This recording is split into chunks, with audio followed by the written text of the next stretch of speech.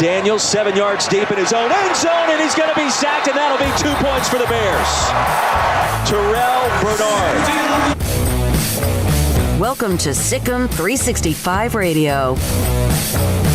Sam Howell, the same thing, and he's going to wind up and fire, and it's going to be complete. Newsome off to the races, getting down to the 20, and he is going to be all the way in for the touchdown. In a blink of an eye, North Carolina answers.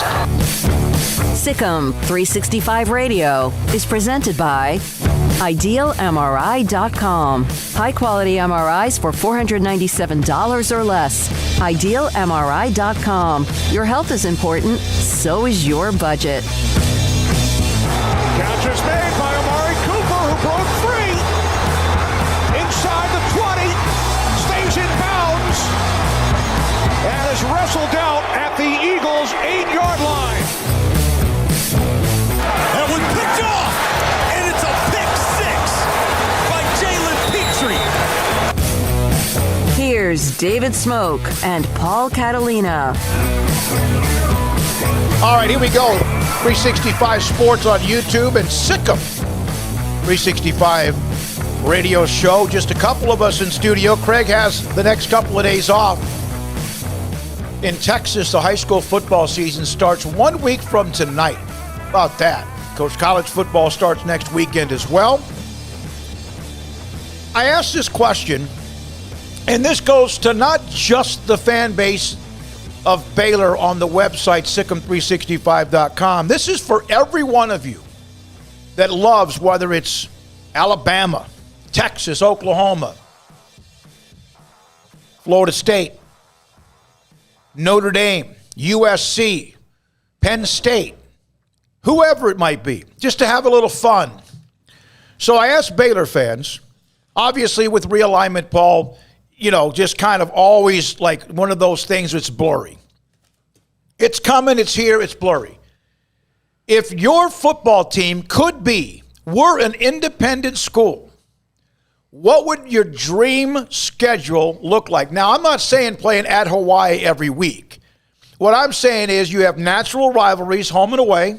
Notre Dame has Stanford, USC, Navy, and a handful of others, and sometimes the Navy game might be in Chicago.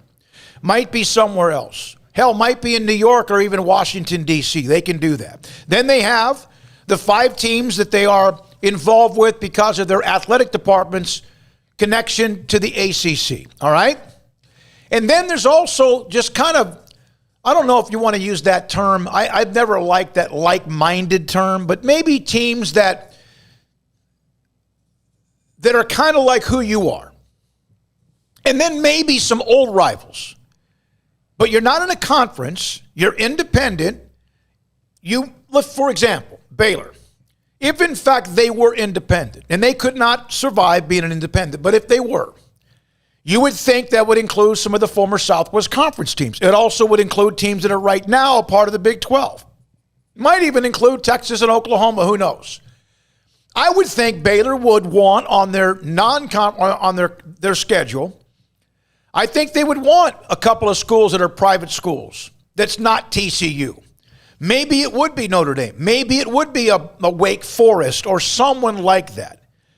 And then, of course, you'd love to have a couple of games in which, yeah, you're going to jump in on that big pool, and it could be a couple of alpha dogs. At times, maybe you've been near that level, but you would want to say USC or let's say, I don't know, Michigan. But then you got to make sure you're going to play the schedule. Paul Catalina, you're an FSU guy. I know where you're going to go with some of this. But if in fact, and I know a lot of you are fans of what are dozens of different schools around the country. We've seen your reaction, your chat, the text messages, and more. We also have guests today. We're going to line up. We'll have Cowboys today, North Carolina at 3:30 today, Texas today at about 5 o'clock. We'll also hear from Sam Bradshaw, Sikkim365.com, and then also Dave Wilson of ESPN, college football writer. And I just added Ish Wainwright, former Baylor star, who's a part of the NBA right now with Toronto after he was signed after playing over in Europe. All right, so just as a Florida State fan. Now, I'll go. There's one more caveat. What's my caveat? You have to remember now, there's going to be home and away with some of these teams. You just can't pick at Notre Dame or USC at home or whatever. This is going to be. I don't care where these games are played. Right. Understanding that, all of these games wouldn't be in Tallahassee. You would not make the playoffs. You would not go to a bowl game. But you asked what my ideal schedule was. No, but be reasonable. Oh, you want to be reasonable?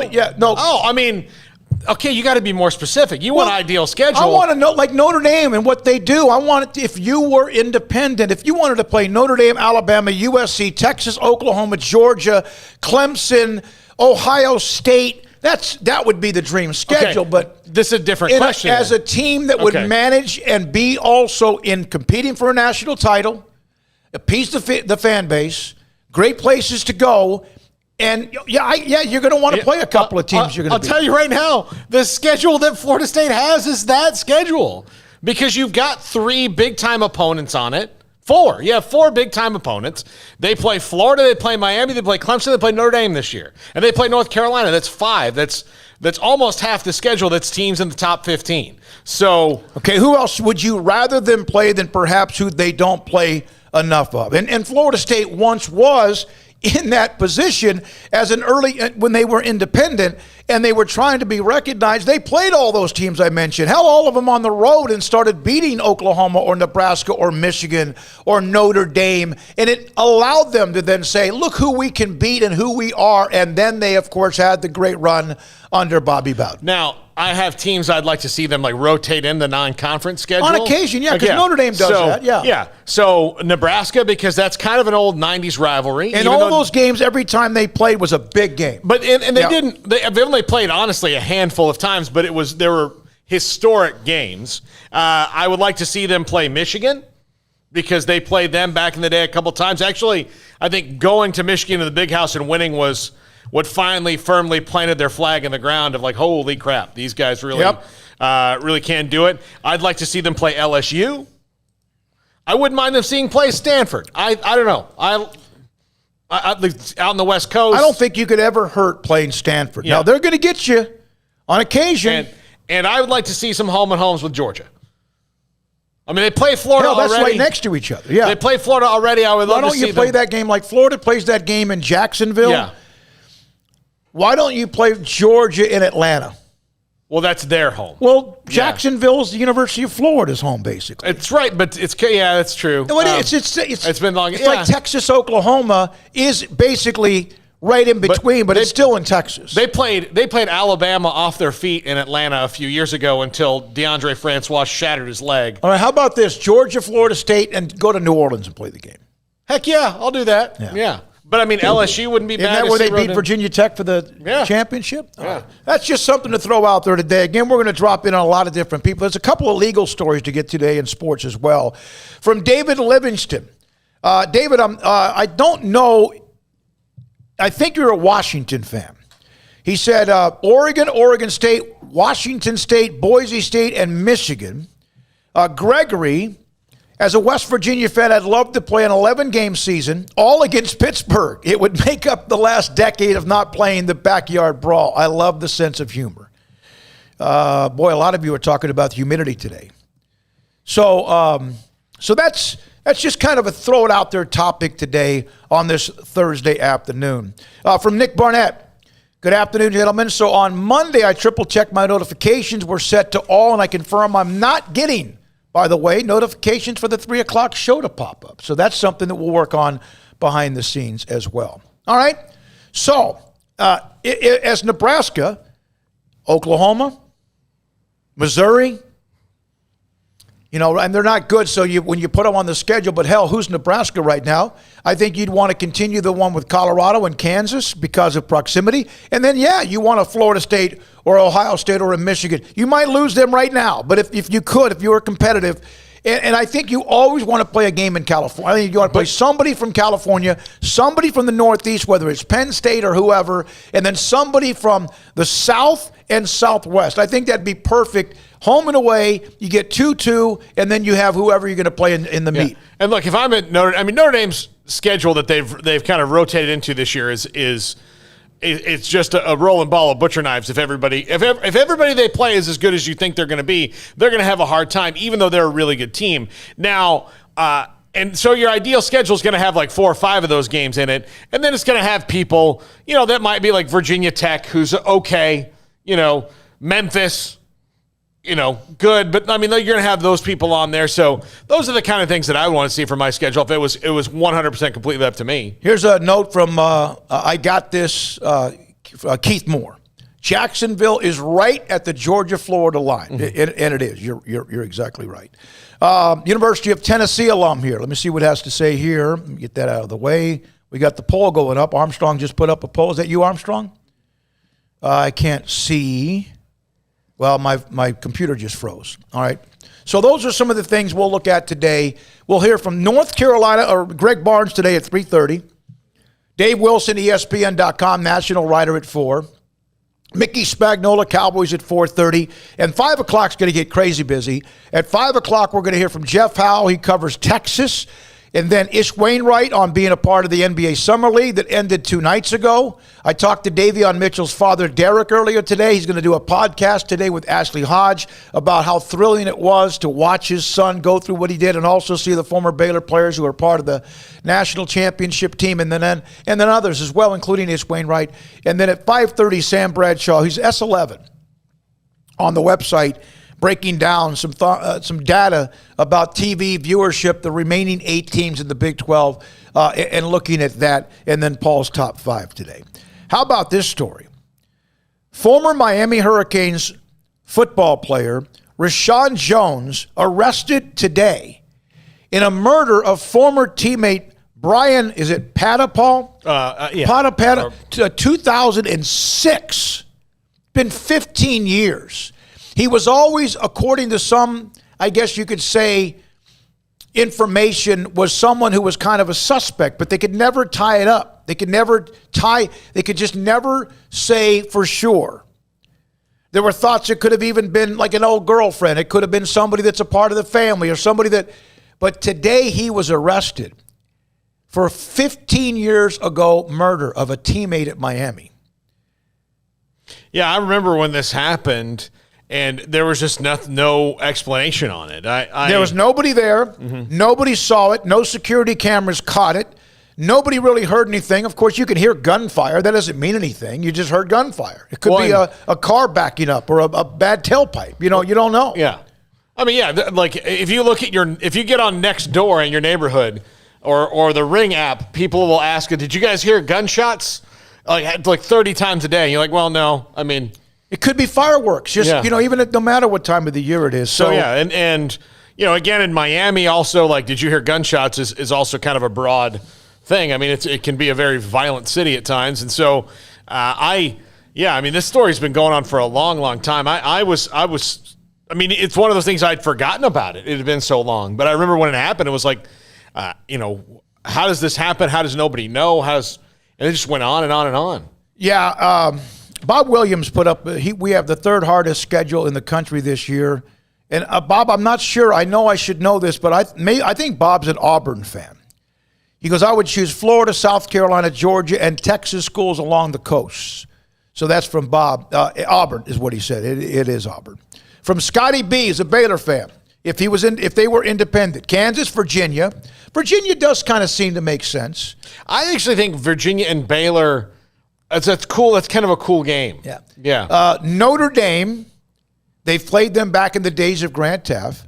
Texas and Texas A&M for years and years and years, other than A&M the last decade. Arizona, Stanford, Colorado, Illinois, Syracuse, Nebraska, and Memphis. And oh, by the way, Memphis, maybe down the road, we don't know, could end up being a team that is a part of a conference. With a part of their conference. With each passing day, it seems more likely to me. But there's also this story, and it's not about college football, but Trevor Bauer, the Dodgers pitcher, he's the highest paid player in baseball today, $40 million a year. He's missed like numerous weeks because he's been on this suspension from Major League Baseball. Today, the woman who asked for a permanent restraining order against him because of what she has accused him of, domestic violence and sexual assault. And there's a lot of grisly details here. And they had a lot of rough sex. And apparently, depends on who you believe. She wanted some of it. Believe me, I understand. But there were texts. A lot of things happened here. She's been denied the permanent restraining order. Now, my question is, and again, we can argue all day about facts or whatever, does Trevor Bauer get reinstated now? I think that's a slippery slope for Major League Baseball because just because she's denied the permanent restraining order, like if you read the details of this, I think she's denied the permanent restraining order because Trevor Bauer, it doesn't mean he should be not suspended for this. Well, he's been suspended. But I mean, or continue to be July suspended. the 2nd. There's text messages where it appears that he's agreed not to see her. And then since that point, he hasn't. And so that's probably why she's been denied the permanent restraining order, because it's not like he was stalking her.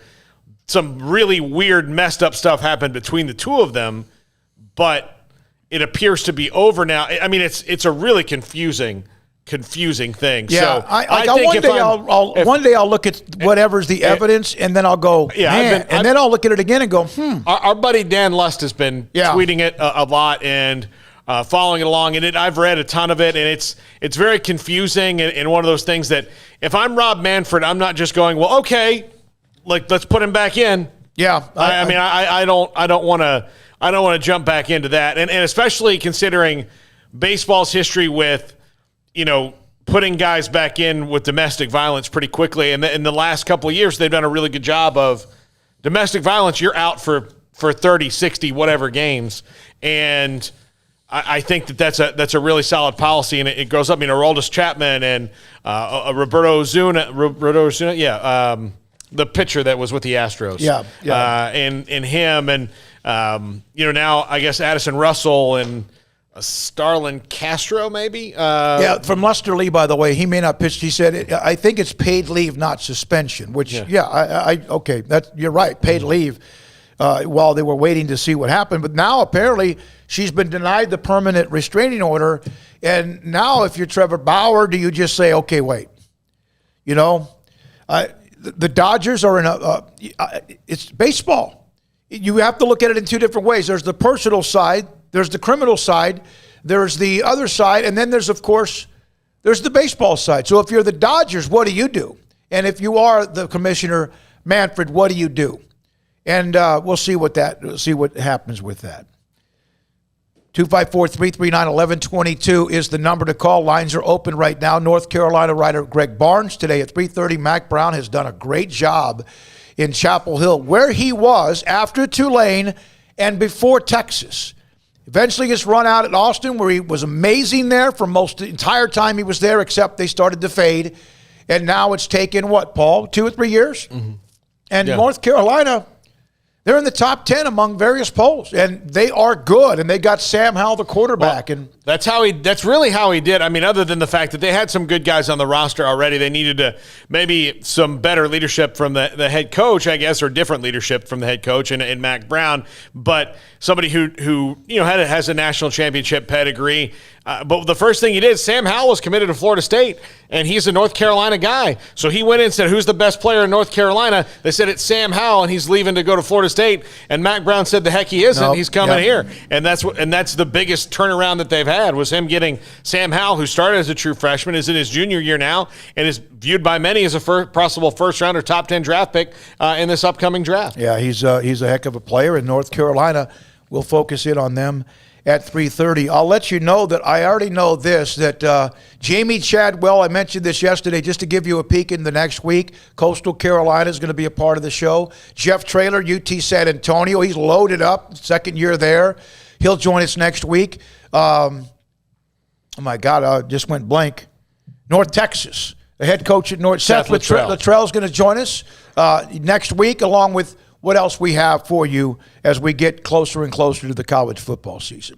All right, 254-339-1122. Lines are open for you right now on Sikkim 365 Radio. All right, let's go to Anthony in Tacoma, Washington. You're on the Bet US caller line. Thanks for your call. Hey, guys. Actually, it's Adrian, but my middle name is Anthony, so that's okay. Thank you for taking my call. It's all good.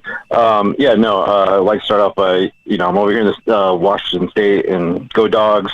I'm a Pac-12 guy, but I would love to see Baylor, TCU, Texas Tech, Oklahoma State in the Pac-12. I don't care if with the religious part of it, with, TCU and Baylor, I don't care. I want them. So my question is, though, with this stuff talking about the alliance with Pac-12, Big Ten, ACC. So Pac-12 has 12 schools, Big Ten has 14, ACC has 14, not counting Notre Dame.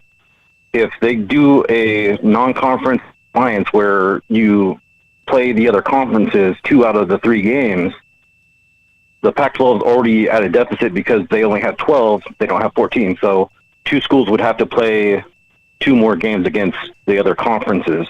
So either add Texas Tech, Oklahoma State to the Pac-12, that would give them 14, or each one of those conferences goes to 16 teams, where like the Pac-12 could add, like I said, Baylor, TCU, Texas Tech, Oklahoma State. That would give them 16. Big Ten adds Kansas, Iowa State. Makes sense. They're geographically, they kind of fit each other. ACC would add West Virginia and just make Notre Dame a full member. That would bring everybody to 16 teams. They would have enough teams to do cross-conference games. But my biggest question is, how does that actually generate revenue with the TV market? Do they reach out to NBC and say, hey, we'll give you guys 2 more games, to broadcast along with your guys' deal with Notre Dame? Do they reach out to CBS and be like, hey, you guys aren't going to be broadcasting SEC games? Do you guys want to broadcast 3 of our games each week? 1 in the morning, 1 in the midday, 1 in the later afternoon. Do they reach out to Prime, Amazon Prime, and be like, hey, you guys do Thursday night football with the NFL. You guys want to do a deal with us where Friday night or whatever. I think it was like the AAC or the Sun Belt did a deal like last year or the year before last with the NFL Network to broadcast a game each week on their network. What options is there, and how does that actually generate revenue for the conferences? Thank you, guys. Hey, thanks, Adrian. Appreciate the call. Tacoma, Washington. There's a lot in there. You gave us a lot. I mean, that's a lot to digest. Hey, if you want those 4 teams you mentioned, a part of the Pac-12, call the new commissioner, call Cal, call Southern Cal, and whoever else, Stanford, and get them on line 1. If that happens. I don't think it's going to happen, but appreciate your support as far as wanting to add for your conference, for what you want, because the footprint that you'd get in Texas and, of course, with Oklahoma State as well. Well, I do agree with him. Look, CBS, part of the footprint. Yeah, CBS, for one, lost the SEC. So how are you going to replace that? And right now, I don't know what they're going to do. If they're going to do like a game of the week or what are they going to do, unless they thought That's where I think these television networks and ESPN is messing up. But yes, the SEC is the big ratings draw, but that would be like in the 90s, the other networks going, well, we don't have Seinfeld, so let's not put anything on TV. Like, well, there's going to be something else. Not everybody watches that. I mean, there's money to be made, maybe not as much as you had, but there's still more money than you're not doing. So that's what I don't understand about, everybody's intimidated by the SEC. Like, Fox can expand, NBC. There's tons of opportunity for everybody to do it. So yeah, I kind of agree with Adrian there. Like, hey, let's see what the other networks can do, because they all have apps too. I mean, you try to drive people to your app somehow. What was the game that yesterday Pete Sampson, Notre Dame's playing on the Peacock Network? Yeah, they're playing on the Peacock. And you know why? Because they can. And they want to know how much they can draw. Like, is this another option for us to use, right, through NBC? And I'm sure they have, reasonable, numbers. But if they see a spike of Notre Dame fans, or maybe Toledo fans, but Notre Dame fans, signing up for Peacock just because of that. The other thing is it's only, $5.99 a month or $10 a month if you get the whole kit and caboodle. So there's a lot of people that'll put their debit card in to watch that one game because they're rabid fans and forget about it forever. Yeah, well, and plus they may not be back on. Yeah, there may not be anything else. Now, the Olympics they put on the Peacock, right, network. Mm-hmm. I never did go get that. I didn't watch the Olympics on some of the actual networks, so I wasn't going to go buy it from somewhere else. Not that I didn't care about some of the things going on. I just, okay, no. But they're also doing the same thing with cable. Listen. But if my favorite team was on the Peacock Network or wherever it is, I'm going to subscribe to it. Just like how many fans subscribe? Sikkim365.com has a premium section, right? Florida State, whether you subscribe to something with the Seminoles, warchant.com, whatever it is, some fans will do that. They'll do $13 or $18 or $20 a month for some sort of website. Are they going to do it as well then if that's where they can watch two games? I would think for single games, yes. I think so. But what they're counting on is not for you to watch the two games and then cancel. No, some people will, because that's what, we're paying for cable anyway. If you really looked, if you're paying for cable, and I do, I have DirecTV. If you really count the channels that you watch all the time, enough to where if you had the cafeteria plan, which is where it's going, you'd probably be at about 15 for if you watched a lot of television. Most people would probably be at about 6. You talking about channels? Yeah. No, about 6 channels. I would think 12 to 15 would be my cap, and 8 of those would be occasional. Yeah. Mine have changed. So if you can if you could pick and choose. So you're paying, there's a lot of channels that you're paying 4 cents a month for, or 38 cents a month, or $1 a month for. It's all part of your plan. It's all rolled into it that you've never turned on. I don't even know they exist. Yeah. And then there's some that are the same channel, but they're in better definition or whatever they call that? HD? I think most of them are in HD now. I know. But there's, for example, if you have HBO on cable, you have 8 HBOs. Why do you need 8 HBOs? No. Okay. 254-339-1122. Let me read a couple of texts in between the next call. Then we have North Carolina. By the way, Glenn asked, where's Craig? Craig mentioned yesterday at the end of the show, he's out today and tomorrow to kind of decompress as we are about to enter the first week of football season in Texas with high school football. So he'll be back on Monday. I'll just tell you, neither of us know, and we'll find out on Monday. Now, that's correct. Here's one other. I still find it odd that Cincinnati. Hold on. When I go to move this, listening to some of the callers, it kills me. They don't get it. Geography has little to do with it. It's easy to pick teams where they go and where they shouldn't go. It's not that easy. There is much more that's going on. Nice fits are not relevant. It's growth, market, TV capability. I would be willing to bet you, and this is all said and done, there are some existing grandfathered programs at some conferences that will no longer be a part of those conferences in 3 to 5 years. And that's where, if you're in the SEC, where you're always protected and everyone's one, right? They all get together. You wonder if it continues to expand, will they still remain there in 3 to 5 years? And Vanderbilt or whoever, they feel like they're pretty good, and they should. You surely don't want to see that happen because we've seen what happened to other conferences. Let's take another call or two, and then we have to take a break. Yeah, we're just going to take one call. Let's go to Chris in Missouri. You're on Sikkim 365 Radio on the BetUS caller line. Thanks for your call. Hey, guys. I wanted to take your challenge for the dream schedule. All right. My team is University of Pittsburgh. Here's what I came up with. I came up with 3 hard games, all of them home games: Notre Dame, Penn State, and Auburn. The other 3 home games were more winnable: West Virginia, UCLA, and Washington State.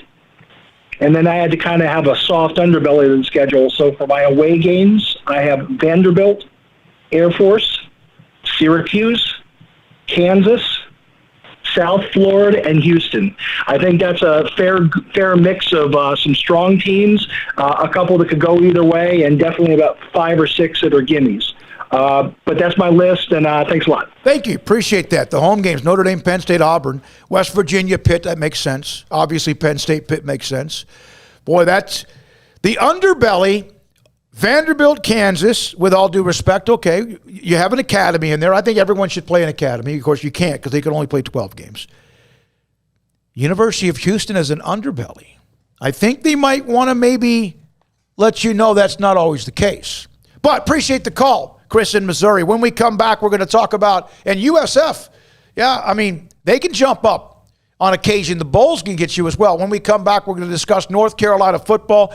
Back to your calls as well. It's Sikkim 365 Radio and 365 Sports on YouTube. There is something that is important that Dr. Gunn at Impact Research Institute is trying to get the word out. Getting your liver screened, your health screening. The prevalence of non-alcoholic fatty liver is up 70% in diabetics, 30% among the general population. I traded a text back and forth with Dr. Gunn at Impact Research Institute as I'm trying to learn more myself about what she's not just doing, but why this means so much to her. Because of the health of you. So think about what I just said. Fatty liver disease is up 70% now in diabetics, 30% in the general population. So you don't have to have diabetes, obesity, high blood pressure, or cholesterol to get fatty liver disease. You can just get it. And it's not like, hey, you get 40, 45, 50 as you get older. 20s, you can have this problem as well.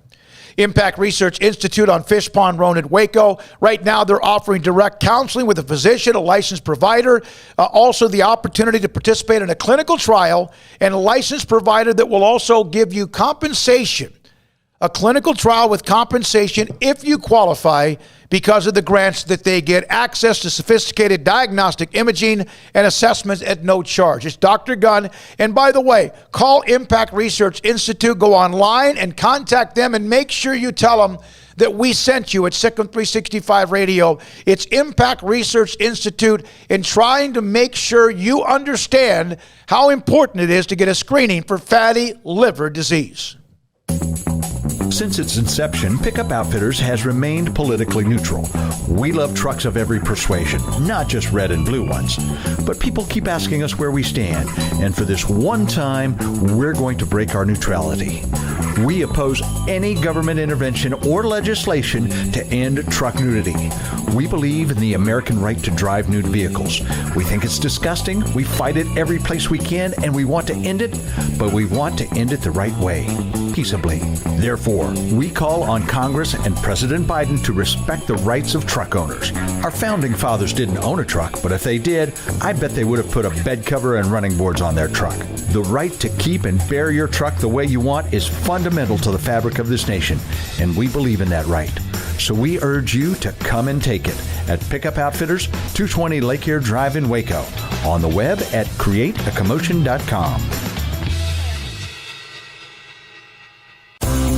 At Ideal MRI, we feel blessed to be a part of the Waco community. We're a small family business right here in Central Texas, and our goal is to bring down the cost of healthcare while maintaining high quality. At times like this, the cost of healthcare has never been more important, and unfortunately, significant illnesses and injuries still occur. That's why Ideal MRI is open and here to serve you through the difficult time. We offer premium MRIs just like a hospital with state-of-the-art technology and specialists, but you'll pay less.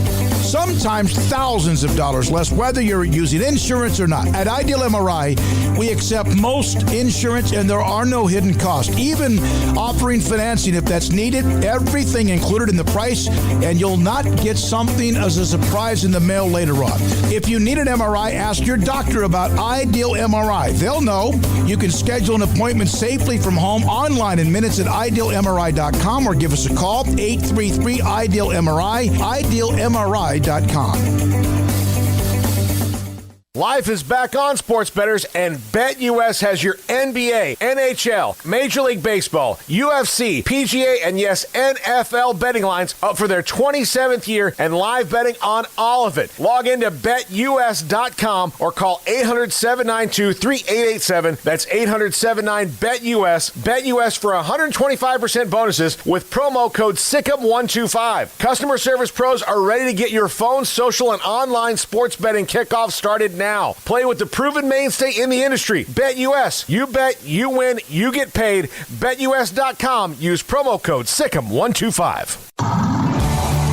It's time to fire up the grill, heat up the oven, or get that deep fryer going to enjoy the top quality products at Waco Custom Marketplace. Order 30-pound sacks of live crawfish by 6 on Wednesday. Pick up on Friday afternoon after 2 or Saturday. Enjoy the weekend. 30-pound sacks of live crawfish available right now for $4.25 a pound. Find all the crawfish boil ingredients you need, including red beef potatoes, sausage, corn cobbettes, and Louisiana boil seasoning. Make your order for live crawfish by Wednesday at 6. Pick up on Friday after 2 or all day Saturday, and enjoy the weekend. Waco Custom Marketplace, your home for fresh baked kolache, cinnamon rolls every day. Butcher shop to cut your steaks the way you want. Fresh seafood, summer sausage, boudin, house cured and smoked bacon, spices, seasoning, soup mixes, and more, and weekly gift boxes for any occasion. Waco Custom Marketplace, 425 Lake Air Drive in Waco, or WacoCustomMarketplace.com.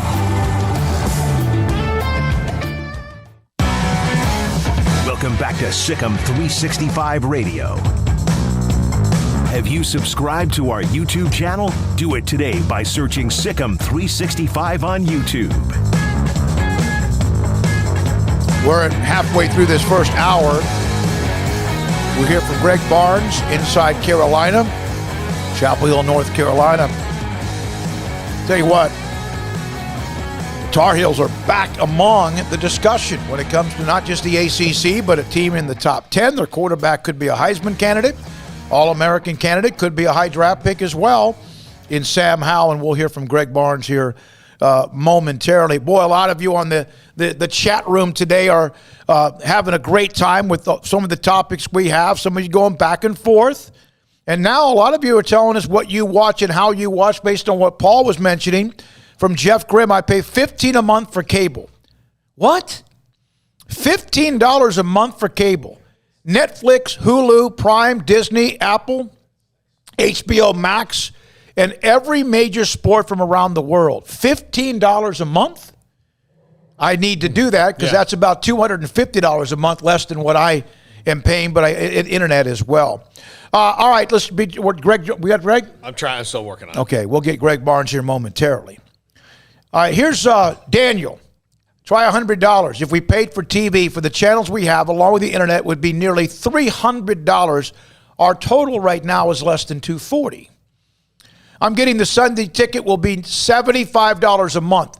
There was a time, Paul, back when DirecTV and cable and Dish and all that, where there was a competition, and the Sunday ticket was DirecTV's big deal. And they would sit there, and that would be the lure. That would be the catch. And then if you told them, hey, I don't know, well, you could have the Sunday ticket like 3 months for free or whatever. But that was their big lure, the NFL Sunday ticket back when it first started quite a long time ago. From J.R. Barry, from Junior Barry, LSU plays Florida State, by the way, in New Orleans next year and in Orlando in 2023. Not really neutral, but home neutral. Oh, yeah, I'm looking forward to that one. Let's see. Hold on. I think I'm looking forward to that one. Yeah, let's see if they bounce back just a little bit better. So a lot of you are telling us, this is from David. I have Peacock, Hulu, Disney Plus, Netflix, Paramount Plus, and Amazon on their.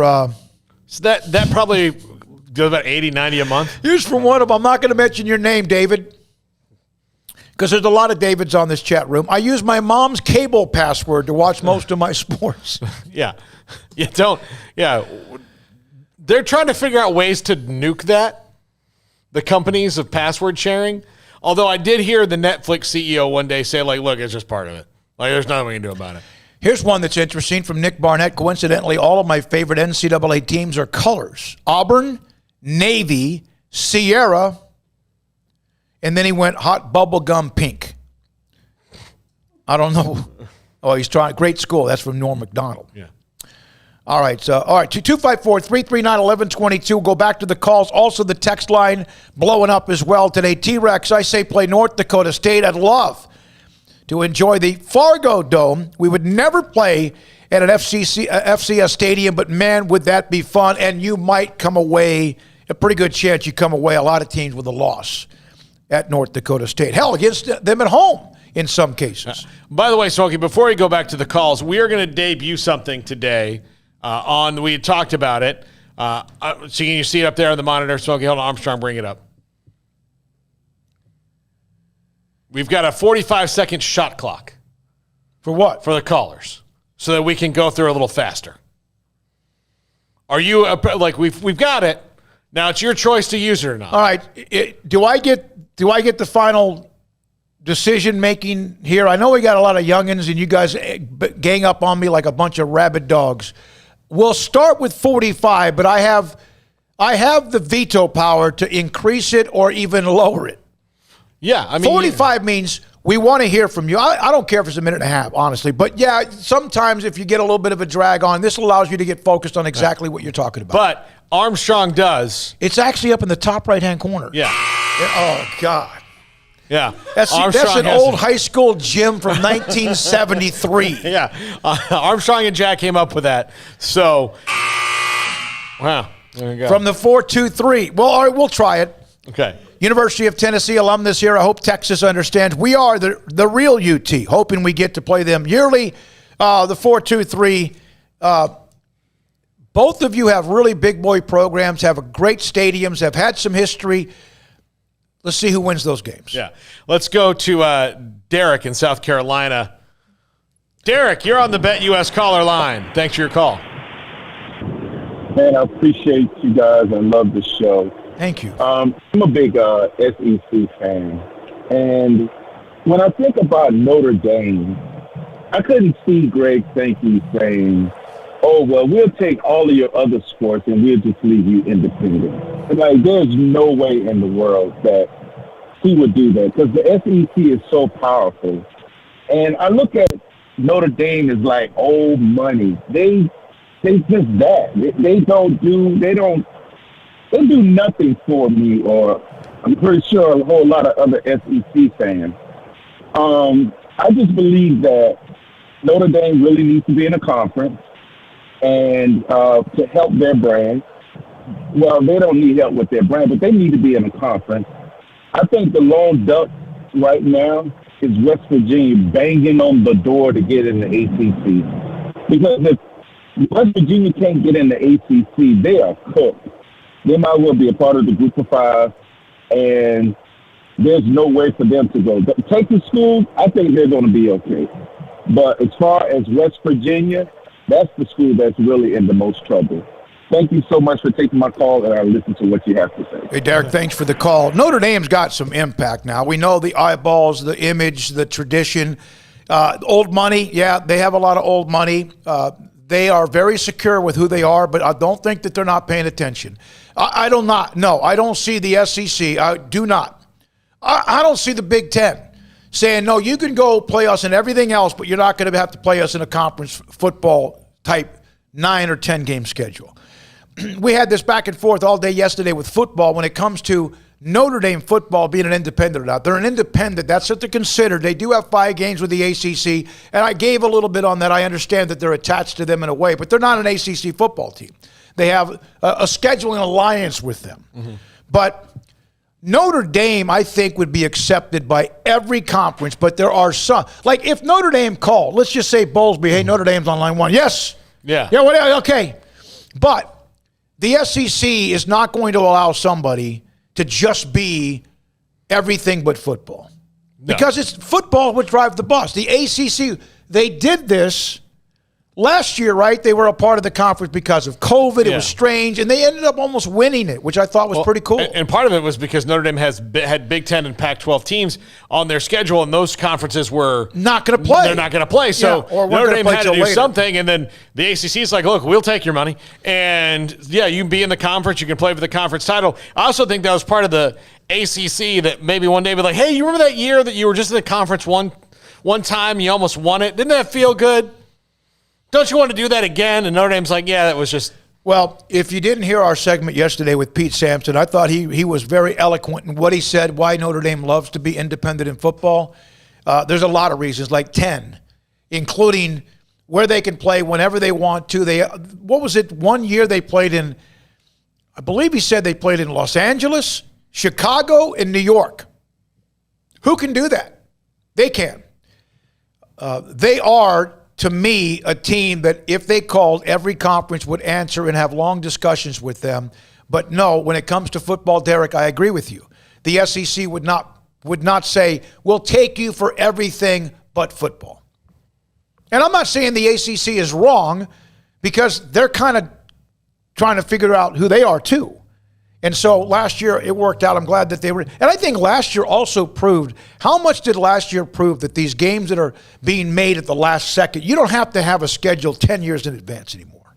No, you don't. You could do that almost annually and find ways to figure out ways to play games. We saw that last year, and some games were made up the week of. Eventually, if it goes to some sort of super league or conference or whatever, there's going to be a scheduling formula. So the NFL does it. I mean, you just know that, this is the year you're getting the AFC East, and that's how you do it. And if the scheduling alliance goes ahead with the three conferences, that's what they're going to have, is some sort of scheduling formula that, all right, you get the Pac-12 North and the ACC gets the Big Ten.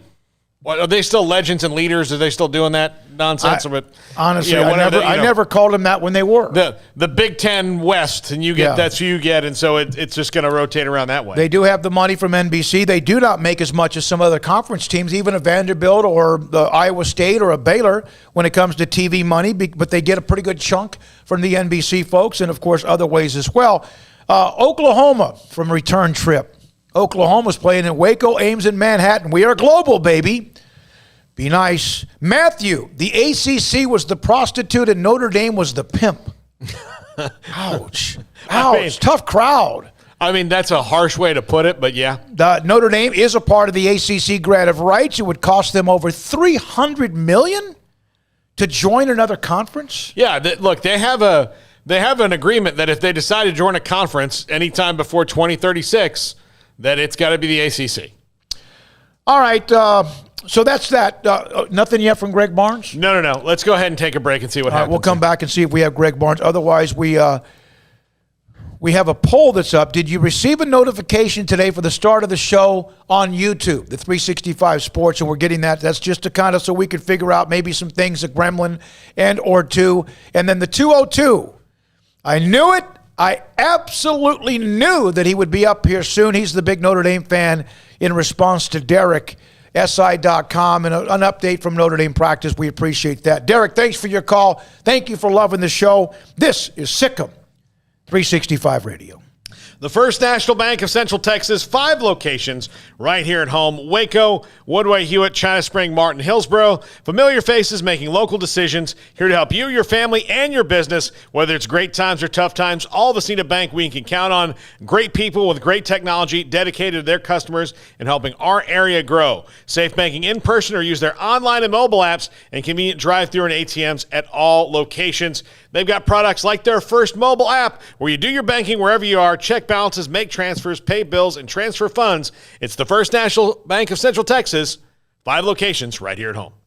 Make this a summer event is going on now at Allen Samuels with the all-new 2021 Jeep Grand Cherokee L, now arriving and in stock. This beautiful, rugged third-row seat carries the prestigious Jeep heritage. The 2021 Jeep Grand Cherokee Laredo, with values of $3,500 or 0% for 48 months, plus $2,000 in bonus cash. Allen Samuels. Come by. Let's be friends. See dealer for details. All offers have credit requirements. Boots add protection. Good boots help you climb better and move forward faster. And when your son or daughter steps into the boots of a U.S. Army officer, they also learn how to lead. In these boots, they'll gain more confidence with expert training in one of more than 150 occupational specialties. In these boots, they'll stand a little taller and lead a team with diverse backgrounds and areas of expertise to successfully accomplish whatever challenge comes next. In these boots, they'll earn respect with valuable experience from day one that will give them solid footing for success into the future. Highly qualified candidates who earn a spot on our team can receive comprehensive health care coverage, college tuition assistance, and a bonus of up to $40,000. See all the things your son or daughter can achieve in our boots at GoArmy.com. U.S. Army Waco Recruiting Company, 254-598-8131 or 254-776-1543.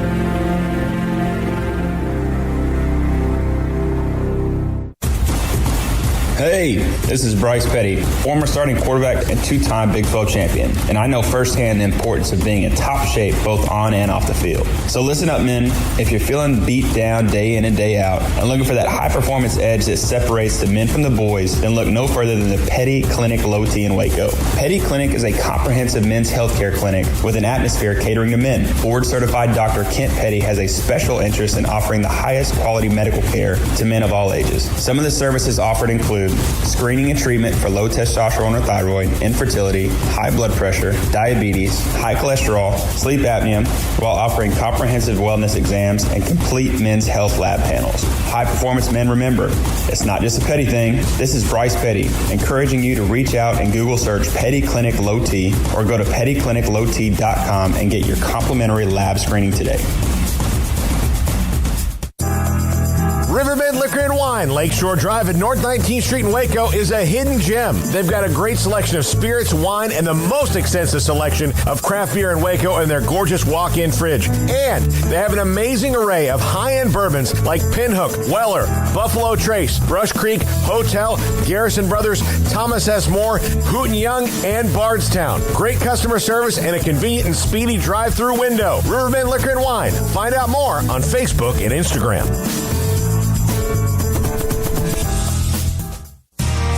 How did Edward Jones become one of the biggest financial service companies in the world?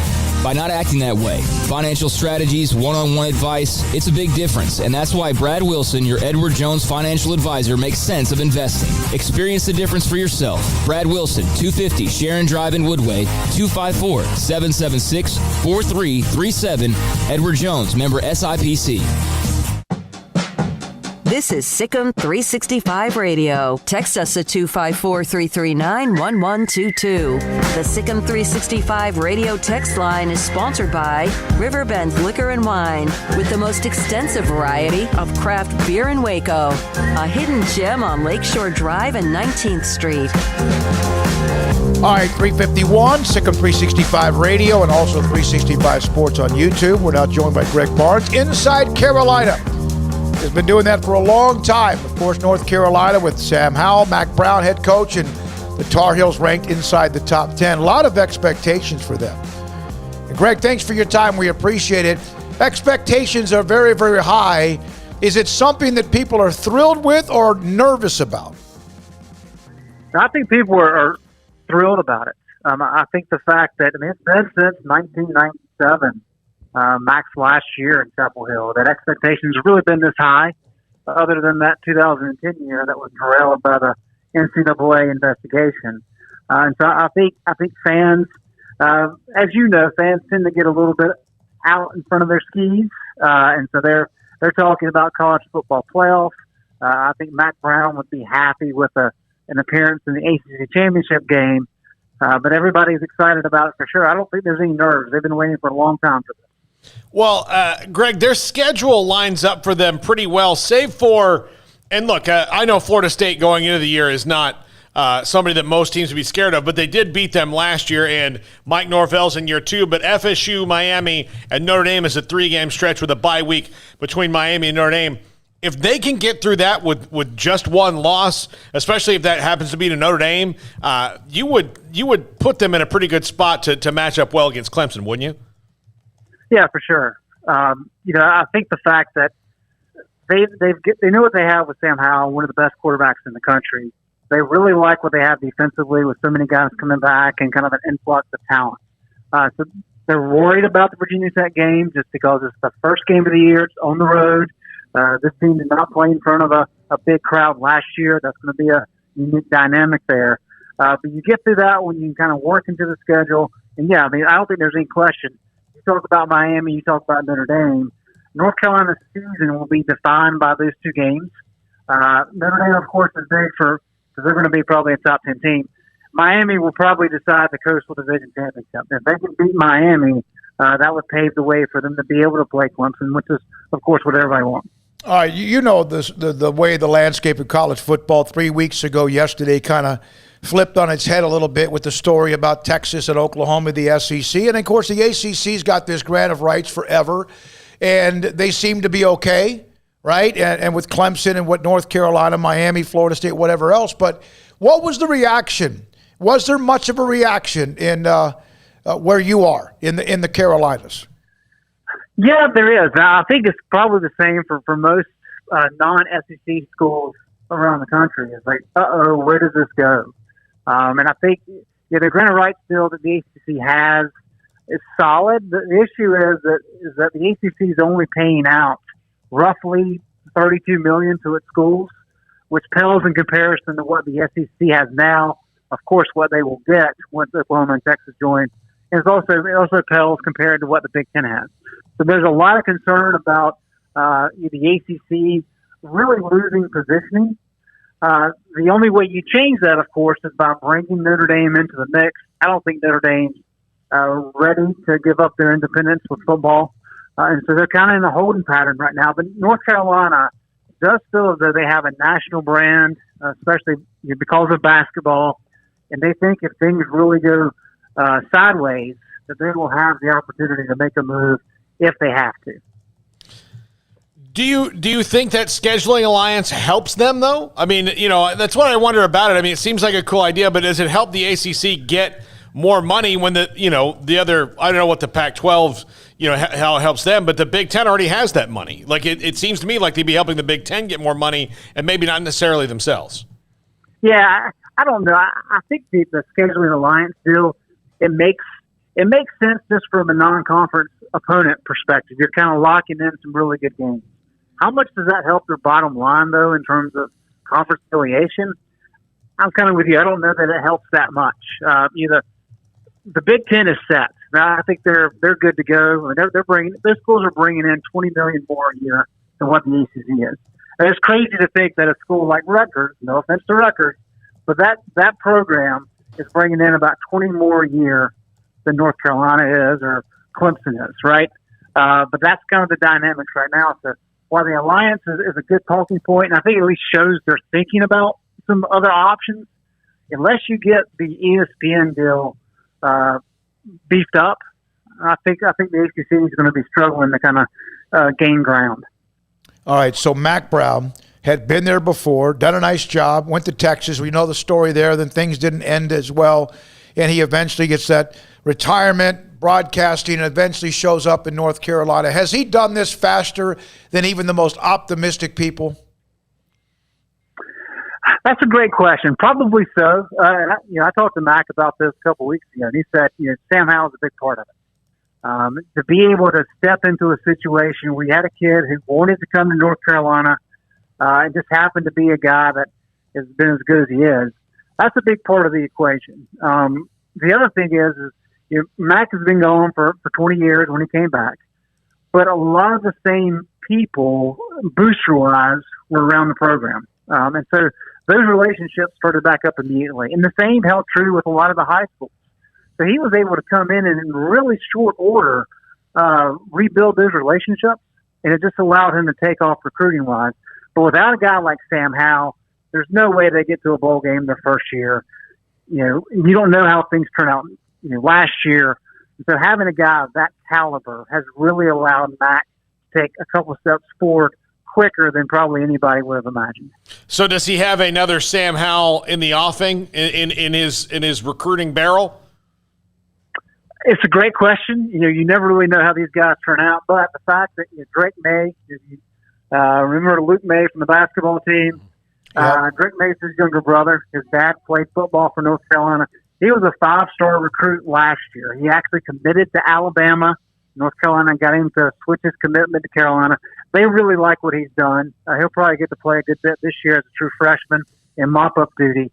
They think he's really in position to step in, and they hope he can be as good as Sam, as good as Sam is. We'll have to wait and see, but they really like what he's able to bring to the table. How much have you? And with Mac was there. Were you there when he was there the first time, Greg? I was, yeah. Okay, so you know his personality. He can get you. We've had him on this show. Mm-hmm. He's still a friend of this show as well. Is he the same person as you remember 20? Well, it would have been longer than that ago. Pretty much, I would say the thing that has changed with Mac, when he got there in the later stages of Texas, he wasn't enjoying it quite as much because he had such high demands. And I think being away from the field and being a TV analyst for 5 years really allowed him to kind of get back into the groove of, look, we're doing this to help kids. We're doing this to have fun and win games. It's not just about wins and losses. And he still admits it's challenging in that regard. I think any great coach will say that. But he's just having a much better time. He's not as stressed as he used to be. He's delegating a little bit more. So, I think he understands this is his last stop. He understands there's capabilities here because he knows what North Carolina is about. And so I think he's just kind of enjoying the ride, but he's still clearly intense. You have to be to have success at this level. It's interesting. His legacy has pretty much already been written. Yeah. But now he has a chance to add an extra chapter that might not have even been there. Yeah, and for Mac that was unfortunate is he fed fans a drug that's not impossible to get at Texas or impossible to get anywhere, but it's really hard to find. And then they're just clamoring at the door to please let us have that drug again. And that was the national championship. And that's why it didn't work out for him at Texas, is he could never recreate that feeling. And it's really hard for people to do not named Nick Saban. For sure. And I think the thing in North Carolina is they've won more than 9 games once since 1997 when he left. And so the fact that North Carolina won 8 games last year, the fan base celebrated him like none other. And you don't get that at Texas if you win 8 games. So I think that he's already kind of been lifted up to this football icon, this Hall of Famer. He knows everybody around Chapel Hill loves him, and I think that's a big part of it. The other aspect, too, is the last 7 years, not counting last year, but the last 7 years of division play in the ACC, there have been 7 different winners of the Coastal Division. Every single team in the division has won, which speaks to the lack of, really speaks to parity, but speaks to the lack of a dominant power. Clemson's winning everything on the Atlantic side. Nobody's doing that on the Coastal. So Mac understands that, and he's like, look, as long as we have some good years, we can get to the ACC championship game more often than not. And then as long as you have that opportunity, then you get a chance to play for bigger and better things. Yeah, no question. Hey, how has the first few weeks, or how have the first few weeks with Hubert Davis gone? Just give us an update on North Carolina men's basketball. Well, they've gone well in terms of recruiting. That was kind of the big thing for him. Is that he knew that Roy was going to lead him a good team. He's got some really good pieces coming back this year with Caleb Love and Armando Bacot. Those are guys you can build around. But he's been able to sign, or at least get commitments from 5-star guys, one being a point guard, Seth Trimble, and then another being an athletic big. So we have to wait and see exactly how he changes his scheme. He wants to have a little bit more spacing with that 4-man, which is something Roy Williams was never a fan of. Then we also have to see exactly what he can do as a coach. I mean, he's never coached before. He's been an assistant to Roy. That's it. So there's going to be some challenges for him. But he had to hit the ground running, recruiting-wise, and he's been able to do that thus far. All right, thank you, Greg. Appreciate your time. That's Greg Barnes, Inside Carolina, with us on North Carolina. Had a little note in basketball with Baylor coming off the national championship in North Carolina of the change. How about the change with Roy Williams out, Hubert Davis in, and eventually Duke as well, right? I mean, college basketball has lost some mega names, and with more to come as well. When we come back, Dave Wilson, national writer for ESPN.com. He is next on Sikkim 365 Radio. Y'all listen up. Let me tell you something about group meals from Rudy's Barbecue. It's got all you need for all the folks you gotta feed, smoked meat, sides, and more. There's everything down to the tablecloth, just like the one that you see at the store. At a bridal shower, it's better than flowers. And a long business meeting, it'll pass the hours. It'll feed all the cousins at a family function. It's better than potluck at a church luncheon. Next time you need to feed 10 or more, call and order a Rudy's group meal. Next in line. Hi, Mark Stewart here with Bird Colgin Ford. Score big with Midway Football and Ford Trucks. It's time to catch football fever and find the perfect Ford truck for your next tailgating party. The Ford F-150 has been America's #1 selling truck for 44 years, and Bird Colgin Ford has the perfect truck for you to drive to your next football game. Enjoy the game. Enjoy the ride. Enjoy the many truck choices at Bird Colgin Ford. Visit us anytime at bkford.com, making buying your next Ford simple at BK Ford. Do you or your kids get nervous about going to the dentist? Stonewood Dental, Dr. Steve Childress, he can help. I've spent a career taking care of patients who as children had bad experiences, and now they're adults that hate going to the dentist. If I get a kid at 3 years old and they come every 6 months and it's a happy experience, it's normal for them. Now they have an accident at 6 or 7 or 8 at school. Now they have a broken tooth or a trauma, and they have to come here.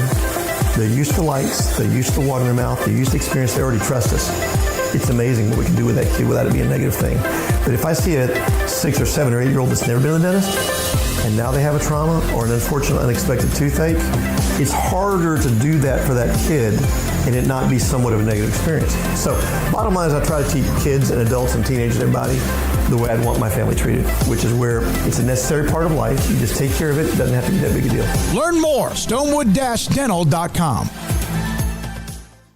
With so many companies and policies out there, it gets so confusing shopping for insurance, and I never know if I'm getting the policy that's right for me. Luckily, I met the team at the Niche Group Insurance Agency. With the Niche Group, you can go to one company and get access to coverage options from many insurance carriers, and you get to speak to a real person about your specific coverage needs. With the Niche Group, I know I'm getting the right coverage at the right price. If you need insurance, talk to the experts at the Niche Group at 1-800-258-8302.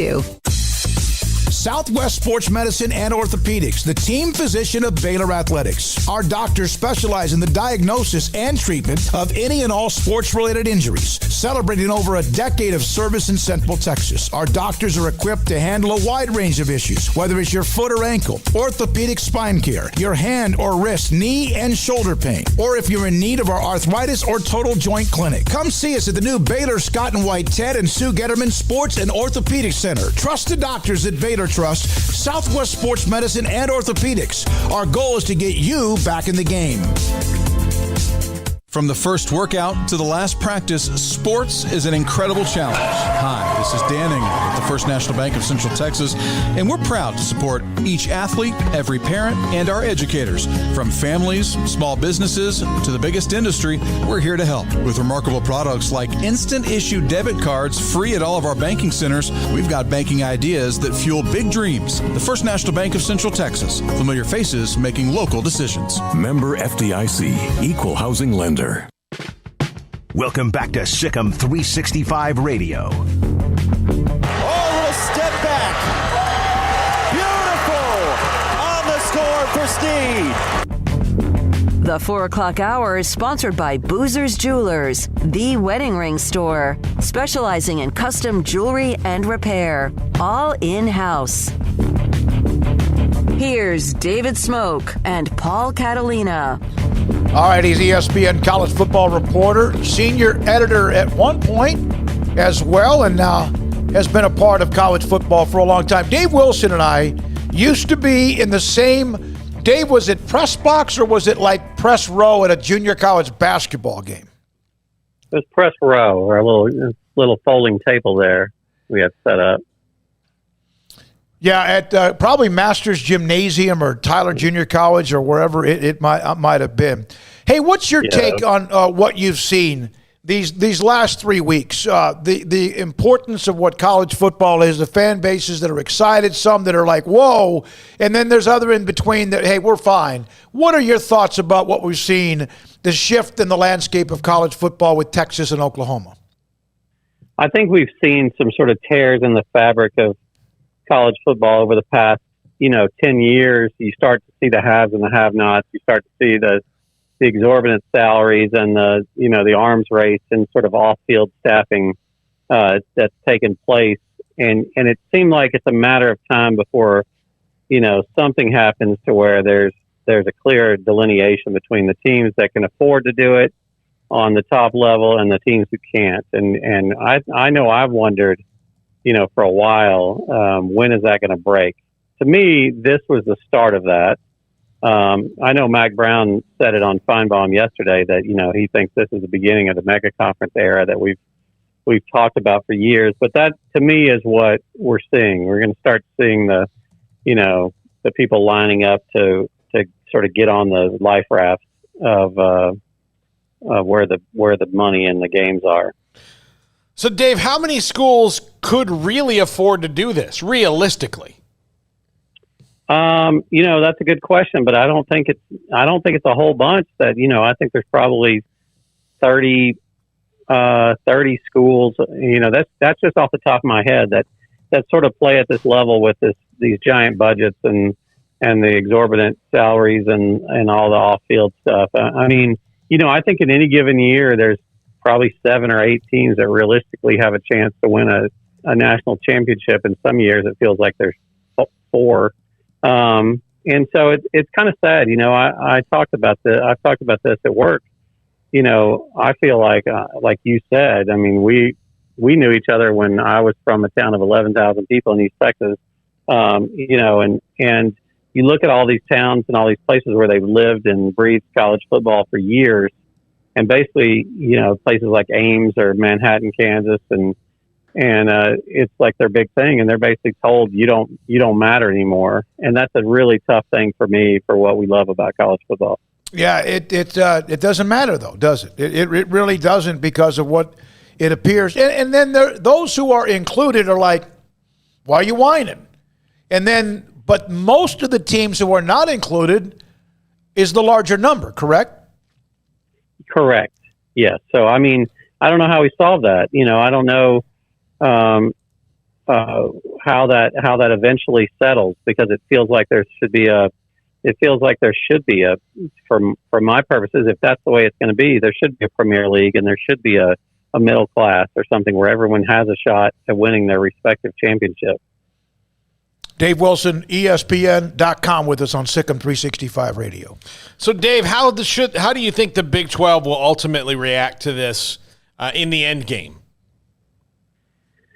That's obviously I don't even know if it's $1 million question. It's multi-million-dollar question. But, I think there's these 8 teams that are twisting right now have, to me, they have every right to sort of hold tight and try to claim every dollar that they're entitled to, and wait this out. It's an uncomfortable position because you may feel like you're just kind of stuck in neutral, but I think the guaranteed payday is too much to sort of overlook right now. And you're looking at places like Texas Tech, where they just hired they just promoted a basketball coach. They just paid their baseball coach a bunch of money, and even away from football, there's so many things that are in these athletic departments that are counting on that revenue that, all of a sudden, if you lose $25 million a year, what happens to your athletic department? So I think, I feel like that the current status of the 4 years of limbo, at least gives people time to sort of figure that out.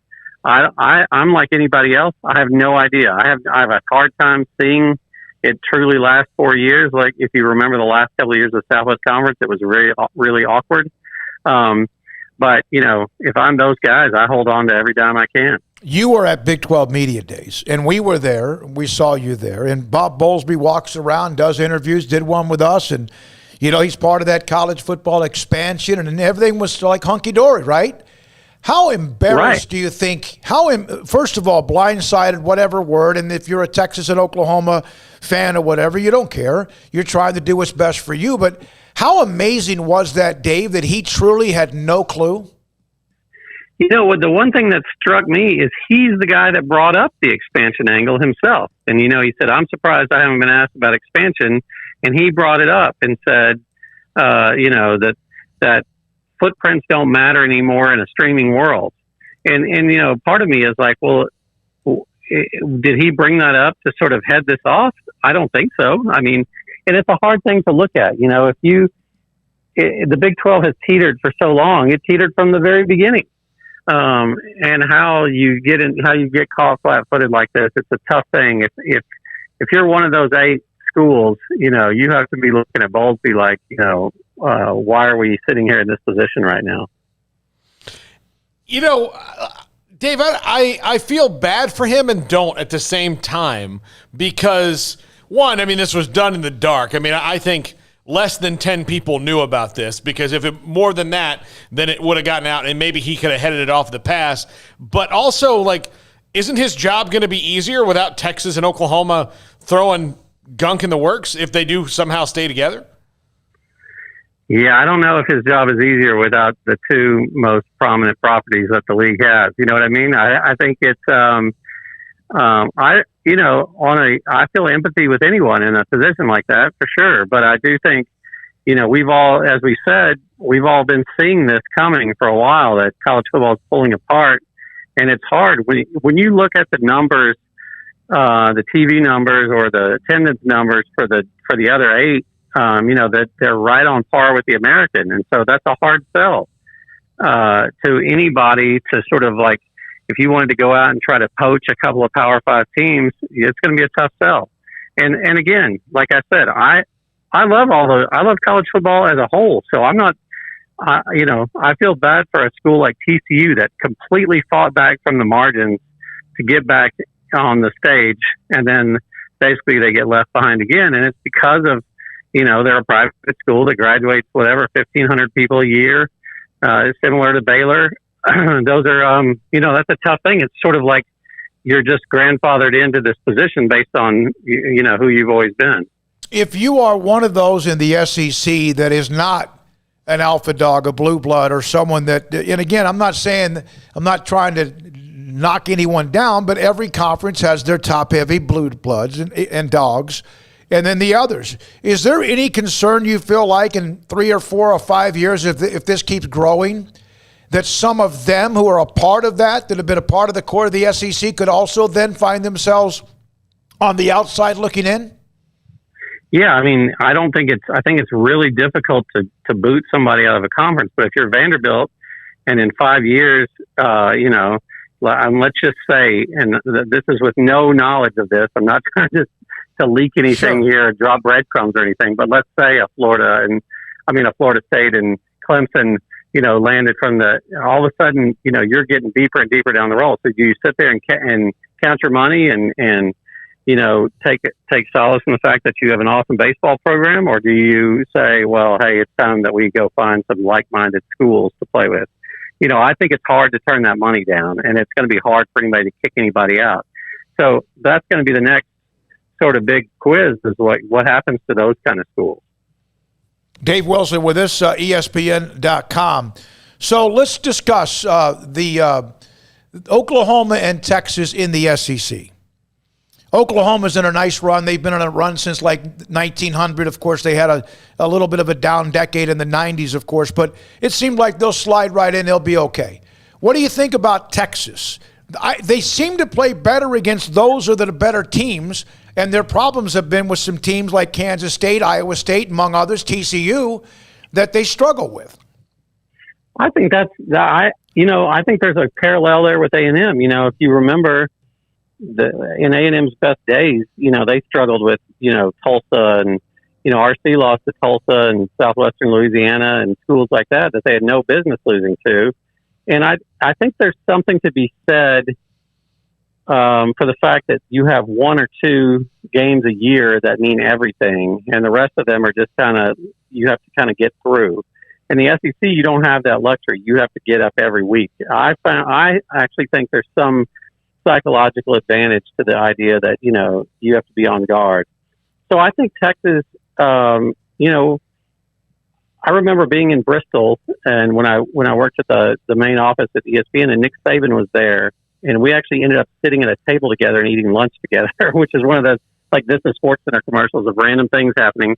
And I asked him, what do you think about the Aggies coming to the SEC? And he said, you know what, they're going to be fine. And at the time, everyone was just ripping them, like, how can a school that hasn't been relevant in years, think it can compete in the SEC?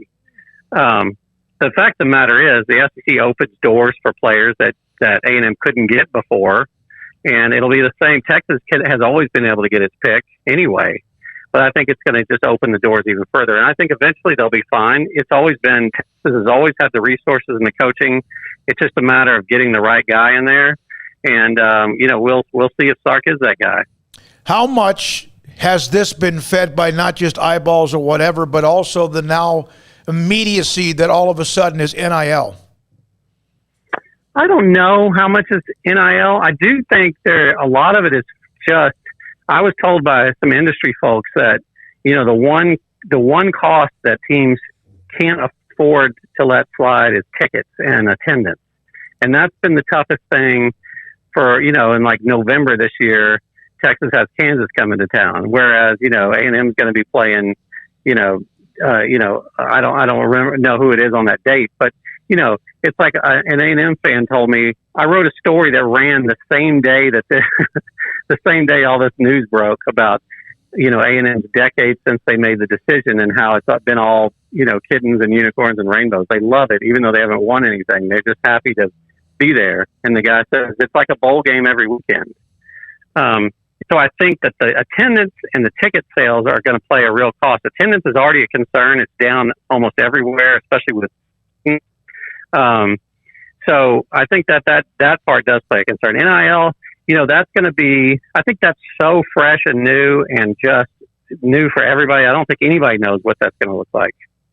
Thanks for your call, Dave. Good to have you, man. Appreciate your time. Appreciate it. At DWill on Twitter, Dave Wilson, ESPN.com. Mickey Spagnola will join us in 10, 12 minutes on the Cowboys as they get ready for their preseason game with the Houston Texans. The Texans, the worst team in the NFL right now? Yeah, absolutely. I don't think, I think the Jaguars might, we'll see what happens with them, but they have optimism. They've got a new quarterback. They've got 2 first-round draft picks. The Texans haven't had a first-round draft pick in a couple of years because they traded them all for Laramie Tunsil, who right now has to be pissed that happened, even though he wanted out of Miami. And then, I don't know how they're going to win a game. I'm sure they will because it's harder to go. You know what, though? Didn't Detroit go winless recently? Yeah. And then, of Rod course, Marinelli, yeah.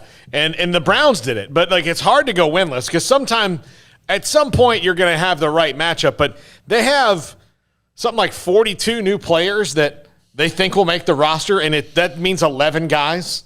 Can you imagine John McClain on Twitter while he's covering a Texans game? Oh, it'll be just, he should have a pay site. Honestly, for just his comments. We could put up a YouTube channel of just on we'll just do live of just his.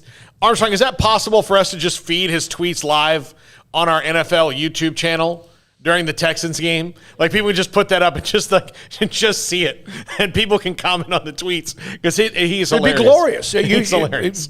Texas, and then also when he's watching anything Baylor as well. All right, when we come back, we will got a couple of notes here. Got Mickey Spagnola. Mickey Spagnola at 4:30. Yes, also today, our 5 o'clock hour is packed. We'll get back to some calls with you right after Mickey. We'll have a segment around 4:45 at 254-339-1122. Text line, chat room, Second 365 Radio, and 365 Sports.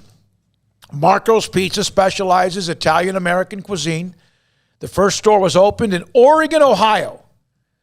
I wonder how many cities are named after a state. Back in 1978, 3-cheese blend pizza sauce that has been from the original. Pizza lovers get it. That's their slogan. Italian quality pizza, fresh made dough, original sauce from day one, 3 signature cheeses on every pizza. And when we order Marco's, we order the large pizza, thin crust, and also, of course, usually with the all meat. And sometimes I'll even throw in extra Italian sausage. Menu includes pizza, subs, wings, salads, cheesy bread, and much more. The pizza bowls are incredibly popular. 3 locations in the Waco area: Belle Meade, China Spring, and Woodway. Bob Mock, who's on his way to get into a nice cruise here pretty soon. The owner of those 3 stores has done an amazing job, been in the pizza business for a long, long time. Marcos.com. With more than 160,000 alumni worldwide and counting, the Baylor family is growing. And through the university's expanded Baylor alumni program, the family is growing closer. With hundreds of local volunteers planning events in cities and towns around the country, you can gather with fellow Bears no matter where you are. So, get connected, get something started, get involved, and make plans to get together with Baylor alumni. Visit us at baylor.edu/alumni. Boozers is the wedding ring store and more. If you're ready to get engaged or already married and want to upgrade your wife's ring for a special anniversary, Boozers is the place to go. With the largest selection of premier quality diamond engagement rings and wedding rings in Central Texas. They have 7 cases with over 300 styles of rings from top designers like Natalie Kay. Choose from yellow, white, or rose gold, plus beautiful top quality loose diamonds. With an in-house jeweler, they can also custom make anything you want. Bring in a picture or drawing and let Boozers create your one-of-a-kind pendant or ring. They can even use some of your old gold and diamond jewelry to create something new. At Boozers, you'll find a great selection of quality timepieces, and Boozers is the place for expert watch maintenance and repairs too. They specialize in expert Rolex watch repair for fine jewelry, watches, custom work, and more. Go to Boozers on Valley Mills and Lake Air Drive in Waco. Boozers, the wedding ring store and more. It takes time to reach goals. It's a truth that applies to more than sports. It goes for your financial goals as well. You work hard for your money, and you deserve an investment strategy that lines up with your game plan. And Tom Albers, your Edward Jones financial advisor, can help. If your financial investments aren't putting forth the effort you desire, stop by today for a financial review. Tom Albers, 4301 Lakeshore Drive, 254-776-7605. Edward Jones, member SIPC.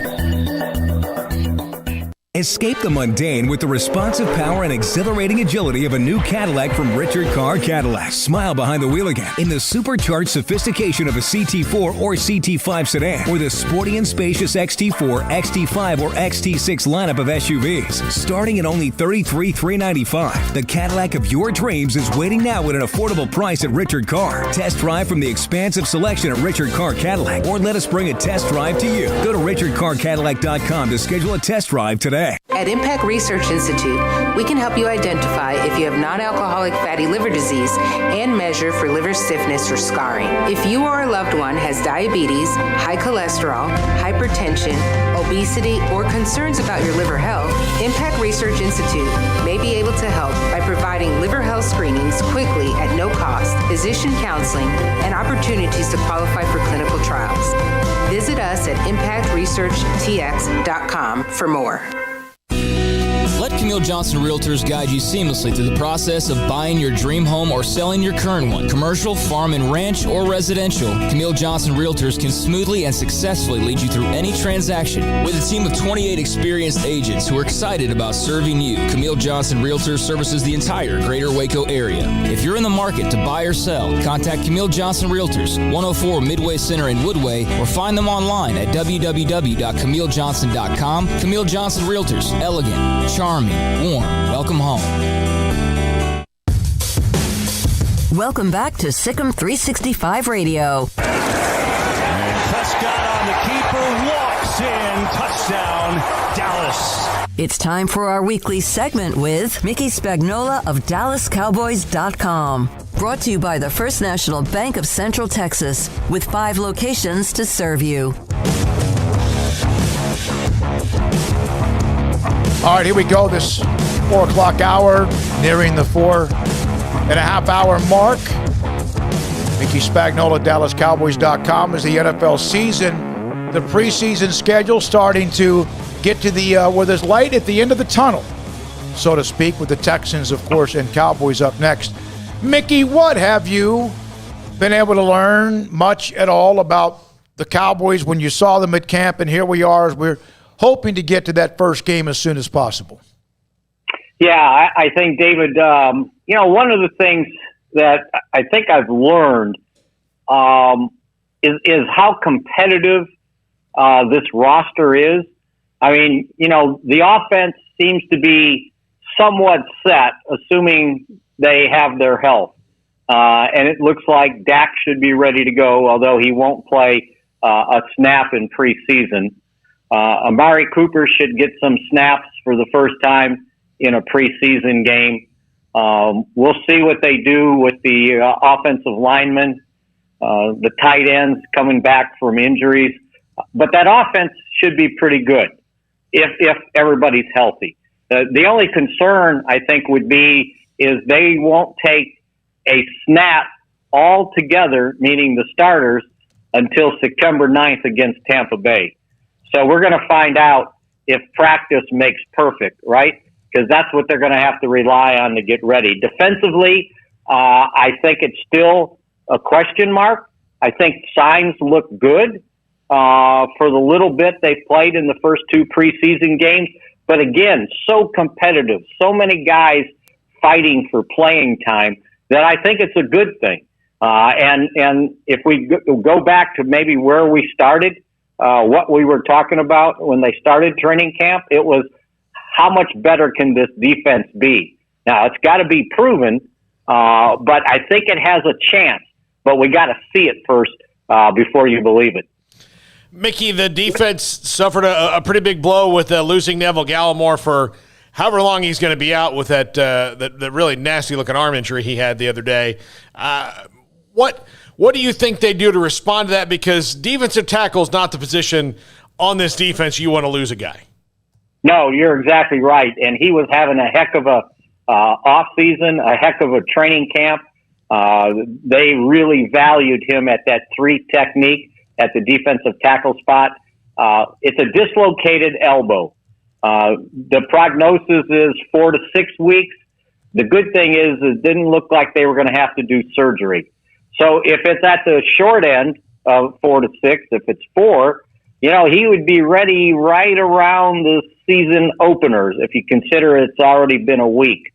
If it's on the long end, then they got a tough decision to make because do you keep him on the 53 and just say, well, maybe the game 2 or game 3 he'll be ready, or do they put him on the 53 and then the next day put him on returnable injured reserve, and he would have to miss the first 3 games. So I think that'll depend on where they think the injury is.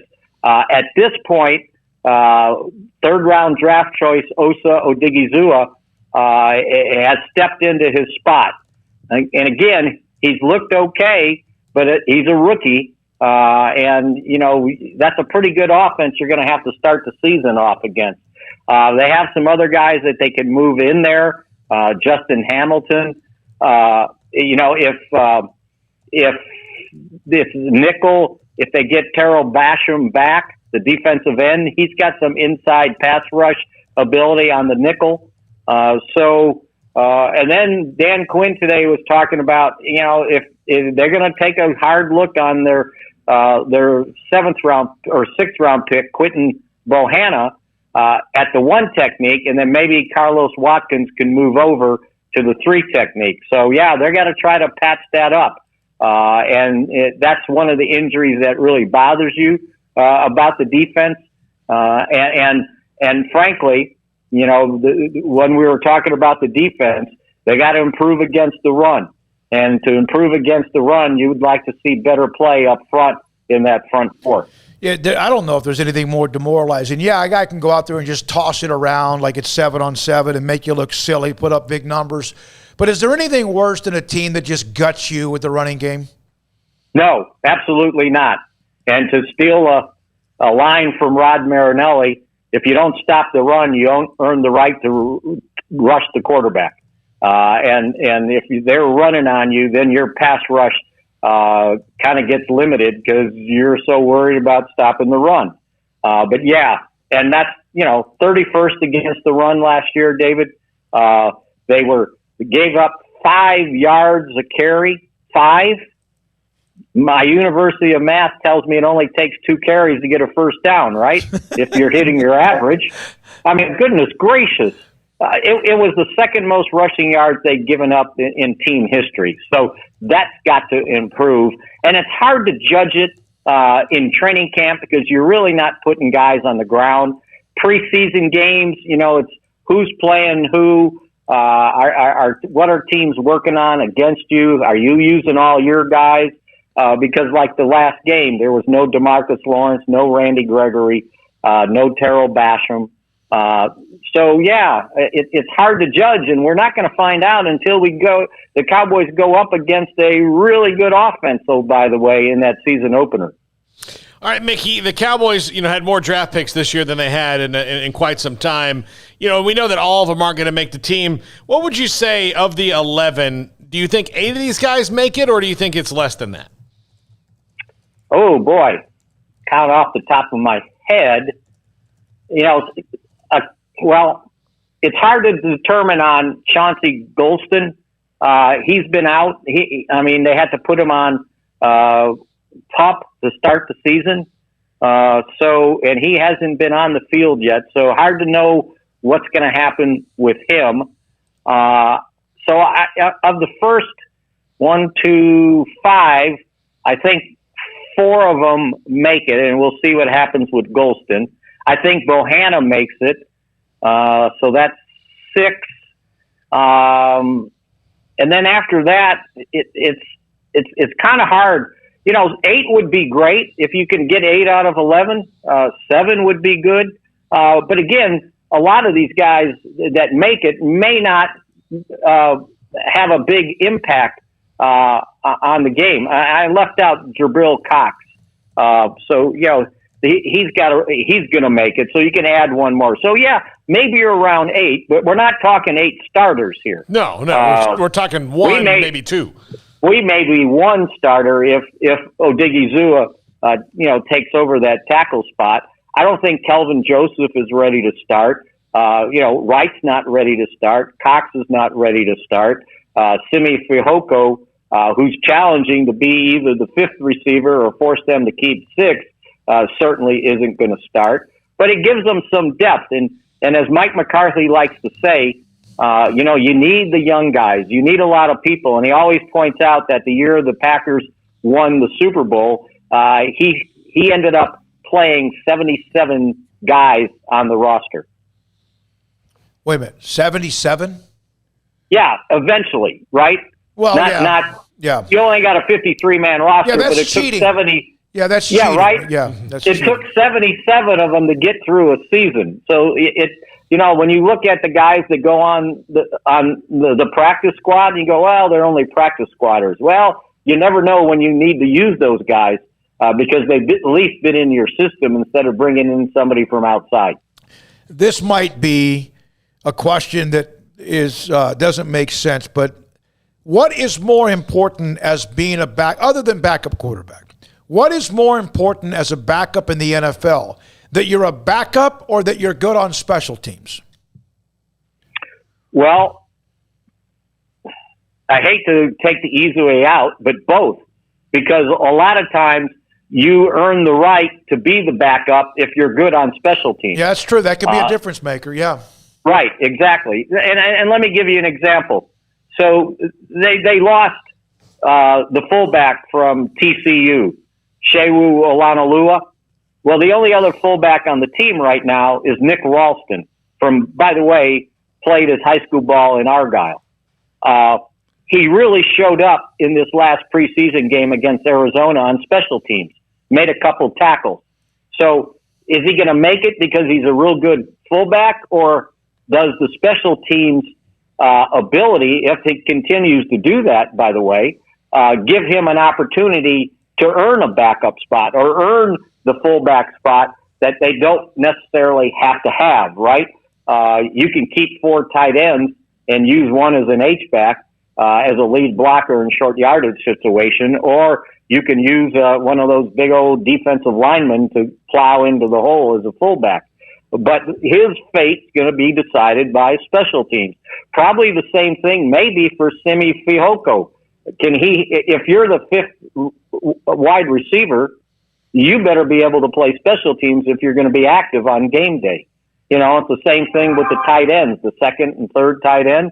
They got to be able to play special teams too. So, yeah, I think they go hand in hand. But a lot of times, if you can show up on special teams, you might earn a backup spot. Mickey, should we be excited at all about Maurice Candidate, or is this like a training camp all-star here? You know what? He's been in the league. Mm-hmm. I believe this is he opted out last year. So I'm thinking this has got to be like his fourth or fifth year in the league, and it's his fifth year. So it's kind of funny because somebody asked Mike McCarthy, were you surprised about Maurice Kennedy and how well he's played in training camp and in preseason games? And he goes, yeah, I really was. Well, he meant that because he didn't get a chance to see him last year because he opted out, right? So they asked Kennedy about it the other day about, hey, the head coach said he was surprised at how good you played. And he goes, yeah, you hate to hear that, right? Just because I shouldn't be a surprise. This is my first 50 year in the league. But I think right now he's the fourth corner. And, he can play a little special teams. And Dan Quinn, when we asked him, can he play outside? Because we haven't seen him other than playing in the slot. And Quinn's answer today was stay tuned. So I think, you can't just be a slot corner. If you're going to be a backup, you better be able to play one of the outside spots. So who knows? Maybe Saturday night we see him outside.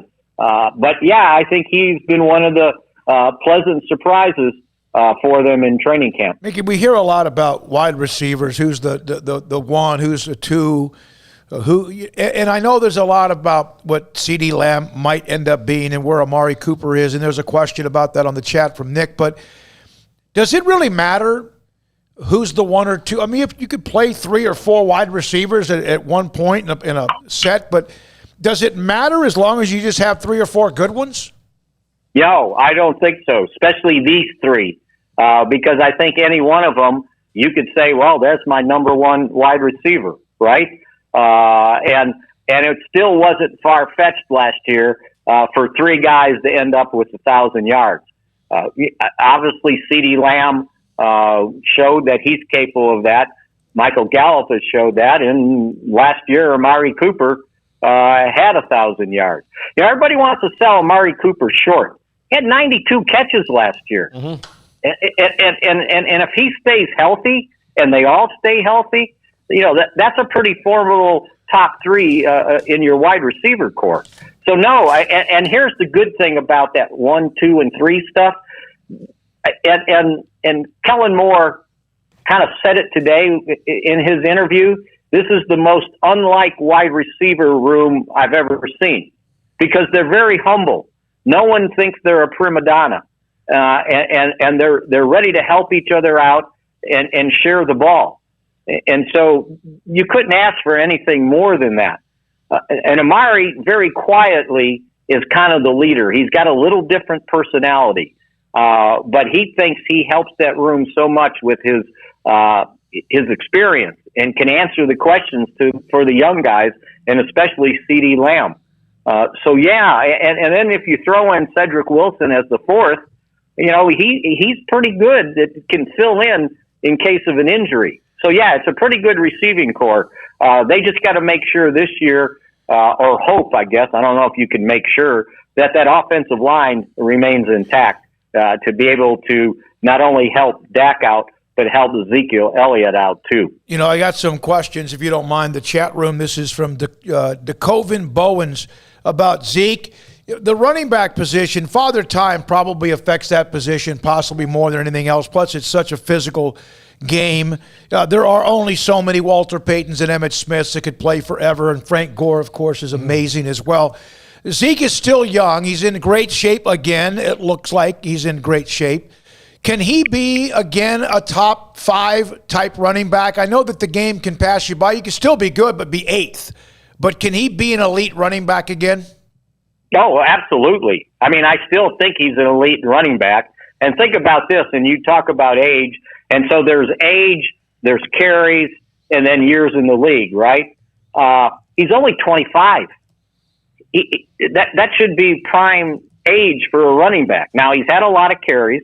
You're not going to see him in the preseason games because they understand his load.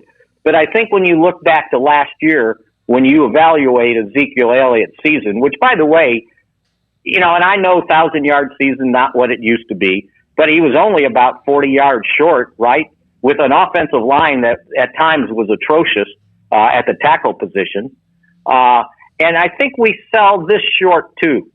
We weren't very in tune with what COVID does to people after you recover, right? Are you a long hauler? Because if you remember, it was, May, June that he tested positive for COVID-19. So I don't know if that had an effect on him. I have no idea, and we probably will never know. But I certainly can tell you, not having your two Pro Bowl type offensive tackles on the field certainly affected him. And it certainly affected him when Dak Prescott went out because, and I think I've said this before to you guys, if you're a defensive coordinator and you were going up against the Cowboys, offensively, who are you worried about? Yep. Were you worried about the quarterback, or you're saying, 21's not beating me? So there was a lot of things going against him. Now, I can't qualify losing the ball the way he did early in the season, and that was unlike him. But some of that, to me, was him saying, well, I got 2 yards, but I better get 5, and maybe trying too hard and got careless. But if you've seen the clips of him on Hard Knocks and the way he's running, you would answer your question that he's still in the prime of his career. Yeah, that fumble thing just happens. I mean, some guys have had problems with it throughout their career. Adrian Peterson, as great as he is, Hall of Famer, had struggles with that as well. Mickey, thank you, man. Appreciate your time.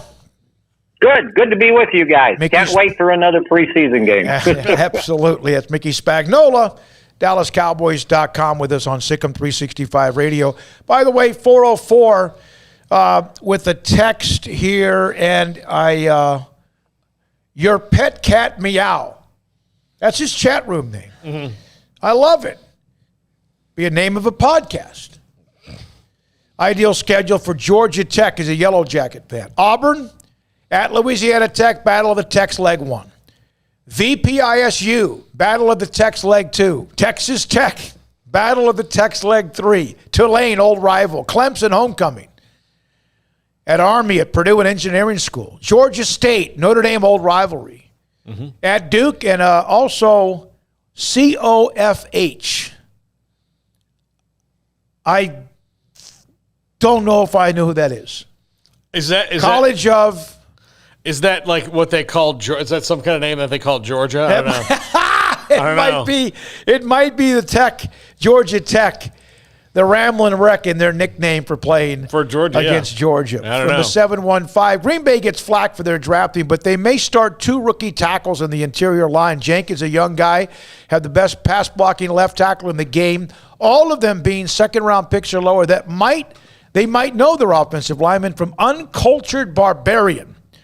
Who also asked a question about Wisconsin, Paul Christ calling the plays this year on offense as well. We appreciate the note. Yeah, Green Bay, Aaron Rodgers can beef, and I don't understand why. I get it at times. I think Green Bay, if you look at that, how often have they fallen off the map? That's the name. Clean old-fashioned hate is the rivalry name for Georgia. Yeah, that there game. You go. So, yeah. How often has Green Bay fallen off the map in the last 10 years? In football? Never. Yeah, in the never. NFL. Yeah, never. Yeah. Well, I don't know what I mean, like, I'm not talking about Wisconsin, Green Bay basketball. I was just talking about, just in general to go there. I don't know. Well, I mean, the Packers, despite what people may say about some of their drafted and things that create drama, been pretty damn good for about a decade, right? I mean, it's Aaron Rodgers, yeah. I mean, they've had two bad seasons his whole career, and he was hurt for most of one of them. Yeah. And because of that, maybe they don't have to do as much with the weaponry, although, there's times you wonder what they're doing. Here's the deal. when Elvis is in the building and wants a peanut butter banana sandwich, you get him a peanut butter banana sandwich. I mean, that's why I don't understand. No, but not the old one. He wasn't as good. He wasn't as good. But I mean, you know what I'm saying. All right, thanks for some of the Cowboys questions. We didn't get to all of them, but we do appreciate a lot of them as soon as we possibly could. All right, where's Dak? No preseason needed?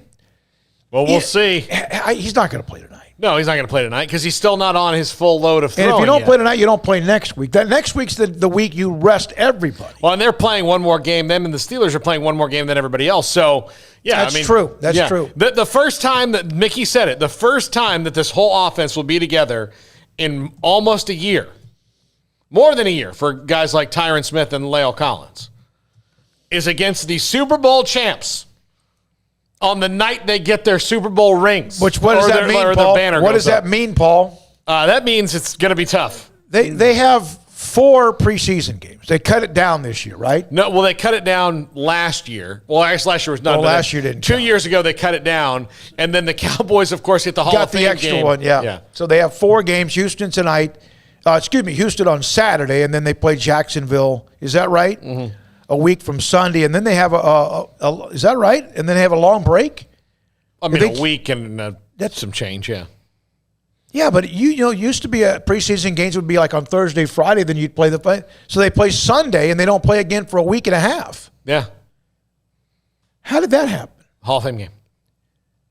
Oh, okay. That's it. Okay. I see what you're saying. Yeah. Thanks for coming to Canton, Ohio. Thanks for coming. Yeah. All right. And having a lot of your players inducted, a couple of them that should have been quite some time ago. Yeah, and thanks for bringing the guys. They didn't bring. The other thing has been nice for the fans in Canton too. It's a couple of interesting road games to start with at Tampa and at the Chargers with their young little stud quarterback who's pretty darn good, right? Mm-hmm. It'll be interesting to see what happens. And then, of course, that means you're going to play a lot of home games.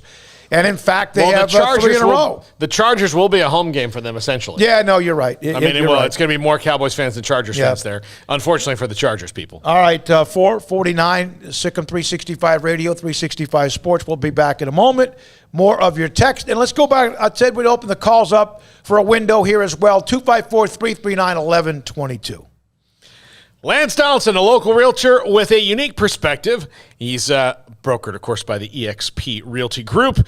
And look, if you're moving into Waco or you're selling your house, and look, you need somebody to help you navigate that market. The seller's market right now, which means buying and selling all together, you want to make sure that, you're going to make money in the house you're selling, but are you just dumping it down the house that you're about to buy, and then you don't really make any profit? Well, you want to make sure that somebody can help you do that. Lance Donaldson can do that. You're going to have a fun time looking at a house with him. He's going to make everything easier for you. So give him a call, 254-214-3713, or online at lancedonaldson.exprealty.com.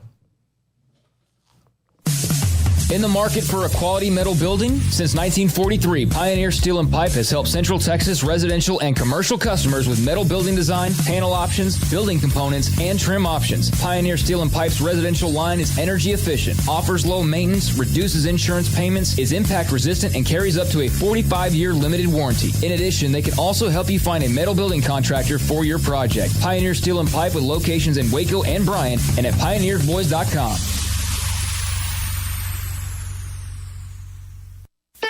Don Humidor, your home with a 48-foot walk-in humidor with the elite cigar brands from around the world, including the #1 cigar of the year, Aging Room Cuatro Nicaragua. Plus, they have the great brands like Macanudo and Artur Fuente, Rocky Patel, Aston, and so much more. CBD, great for sore muscles, aches and pains, sleep, Vita Dreams, and anxiety, mild depression, general health and wellness. Their staff very knowledgeable on the subject. If anyone is curious about CBD, ask Carol and Ashley. Don Humidor in the Townwest Shopping Center off Valley Mills in Waco.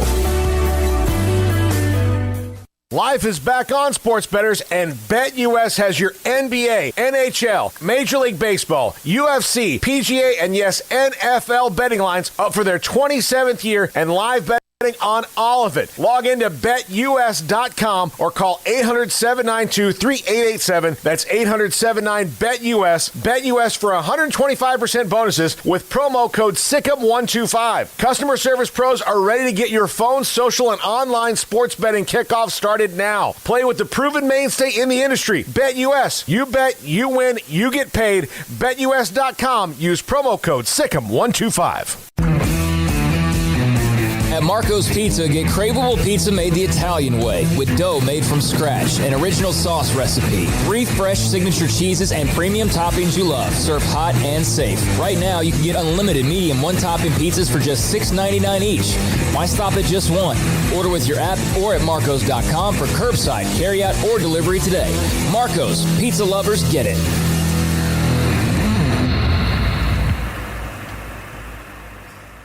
Grant Dideker, under the umbrella of Texas Farm Bureau Insurance, McLennan County agent. And you have this umbrella. We mentioned the umbrella of Texas Farm Bureau Insurance, but you serve more than just like home insurance, or you have all sorts of different levels of different things you cover. Yeah. How much does that help? I talked to a guy today. He has, Allstate on his car, Progressive boat, and, Farmers on his home. So I said, why don't you, do you know your agents? No, I just called the 800 number. Why don't you just let me quote that and we can have it all here. It makes it a lot less complicated for you.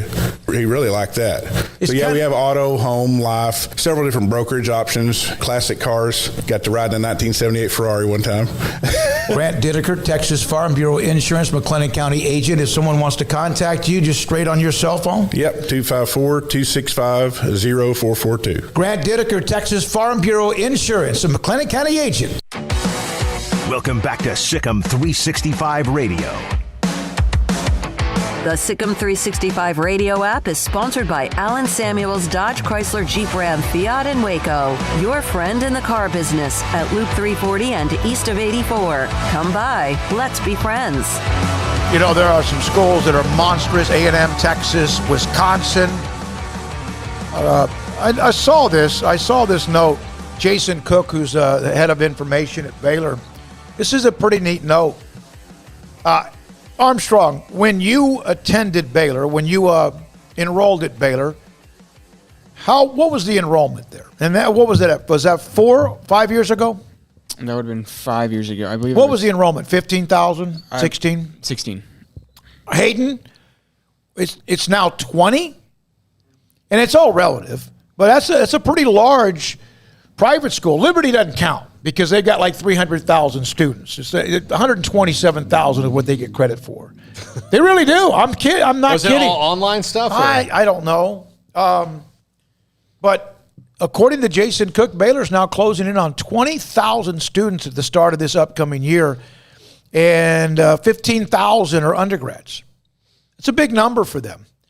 And, it's amazing with all they've been through the last 3 to 5 years. You've thought about some of the dark clouds or whatever, and yet their enrollment has continued to go up despite it. And that says quite a bit about, I guess, what you get.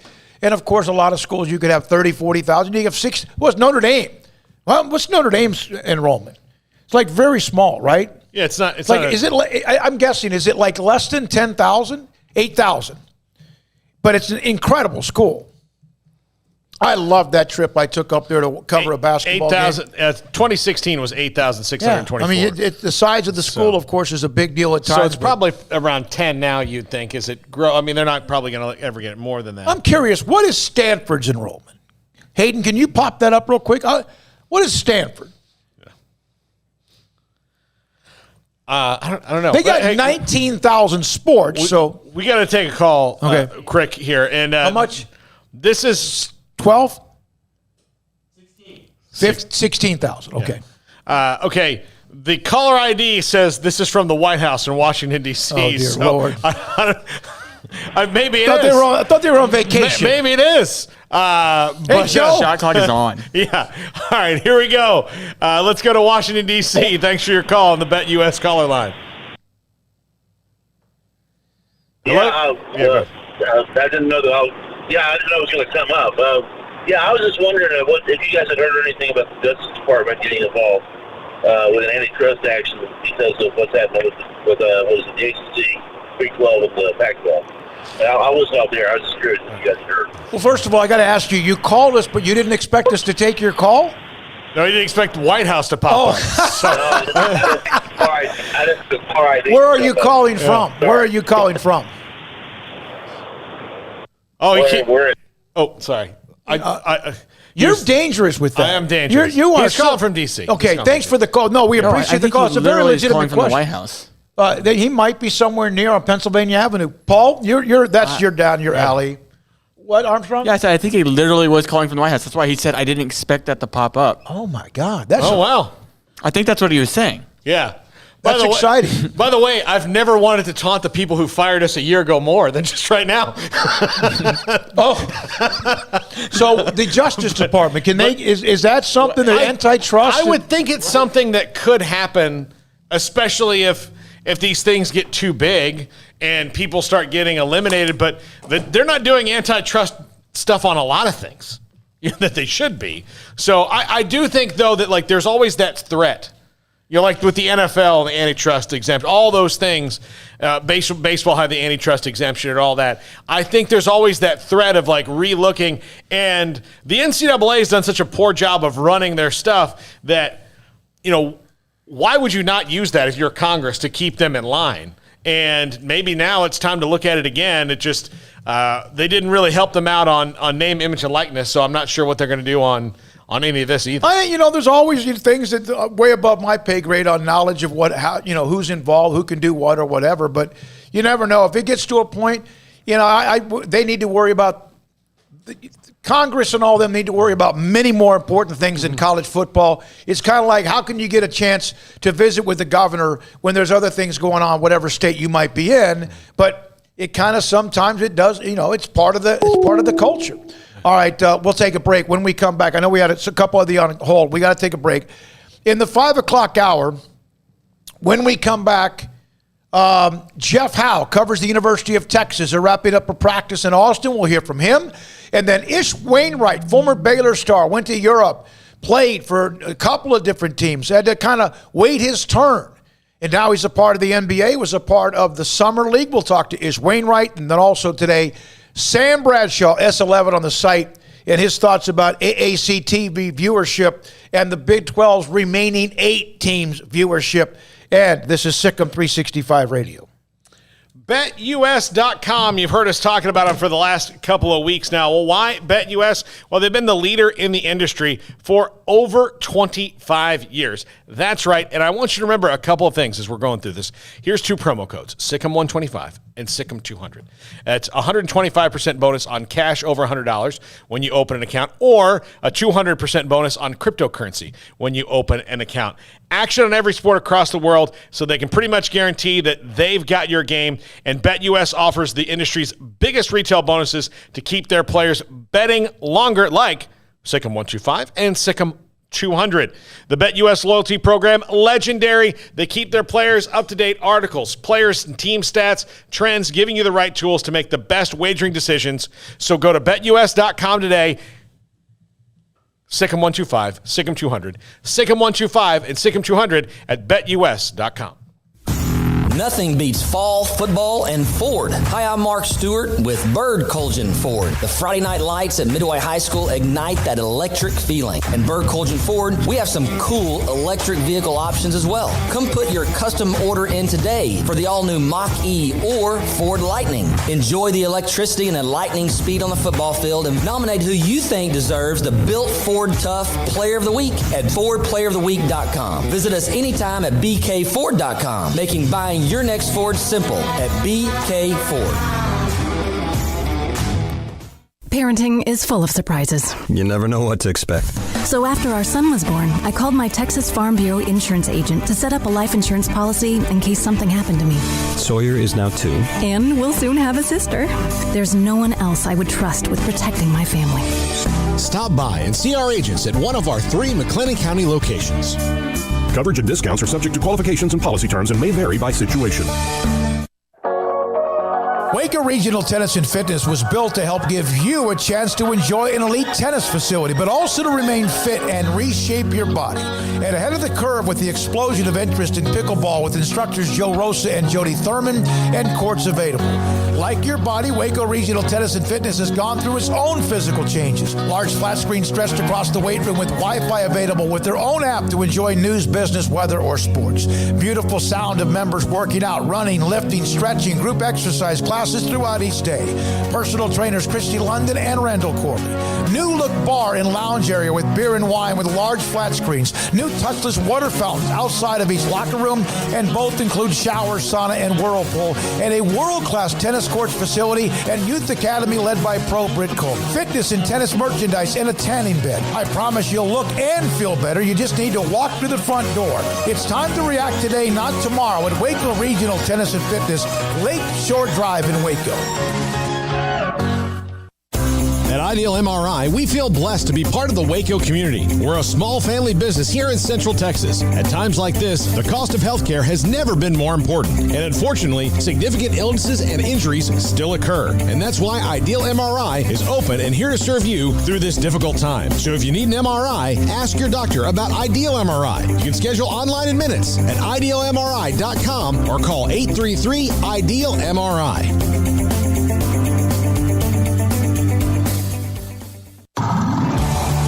It's time to fire up the grill, heat up the oven, or get that deep fryer going to enjoy the top quality products at Waco Custom Marketplace. Order 30-pound sacks of live crawfish by 6 on Wednesday. Pick up on Friday afternoon after 2 or Saturday. Enjoy the weekend. 30-pound sacks of live crawfish available right now for $4.25 a pound. Find all the crawfish boil ingredients you need, including red beef potatoes, sausage, corn cobbettes, and Louisiana boil seasoning. Make your order for live crawfish by Wednesday at 6. Pick up on Friday after 2 or all day Saturday, and enjoy the weekend. Waco Custom Marketplace, your home for fresh baked kolache, cinnamon rolls every day. Butcher shop to cut your steaks the way you want. Fresh seafood, summer sausage, boudin, house cured and smoked bacon, spices, seasoning, soup mixes, and more, and weekly gift boxes for any occasion. Waco Custom Marketplace, 425 Lake Air Drive in Waco, or WacoCustomMarketplace.com. Welcome back to Sikkim 365 Radio. Looking to get to the edge, and he gets there. There goes Abner into plus territory. One man to beat. How about a Baylor touchdown to open our second half? 100 yards to the house. The 5 o'clock hour is brought to you by Edward Jones and financial advisor Cam Heathcott. Edward Jones, making sense of investing. Here's David Smoak and Paul Catalina. All right, we are loaded up in this hour. Jeff Howe, 247 Sports. He's on the horn in Austin, covers the University of Texas. They just wrapped up a practice and nice enough to join us today on the Longhorns. And it's nice to talk football rather than what might be going on the next year, 2 or 3 or 4. Jeff, thanks, buddy. Great to have you on the show. So, how much of the focus right now is who is the starting quarterback? And in your opinion, what is the difference between the two? First off, Smokey, Paul, it's great to be with you guys. It's been far too long, so great to be with you today. I think the focus is for Texas, it's really starting to get more quarterback-centric than it has been, mainly because, we had an open practice last night. We've had several open practice, windows where we've gotten to see a little bit. I don't know who's got the edge in this battle right now. And this is also coming off intel from the first scrimmage.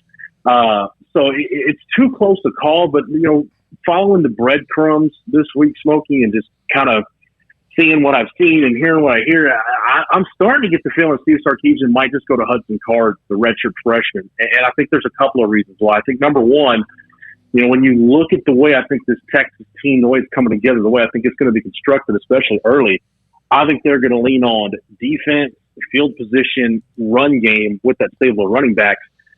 But if that's your style of play, at least early, you probably want the guy who's better at protecting the football. And that's been maybe Casey Thompson's biggest issue in camp has been the turnover problem. I think, too, when you look at this offense, it's got a lot of upside.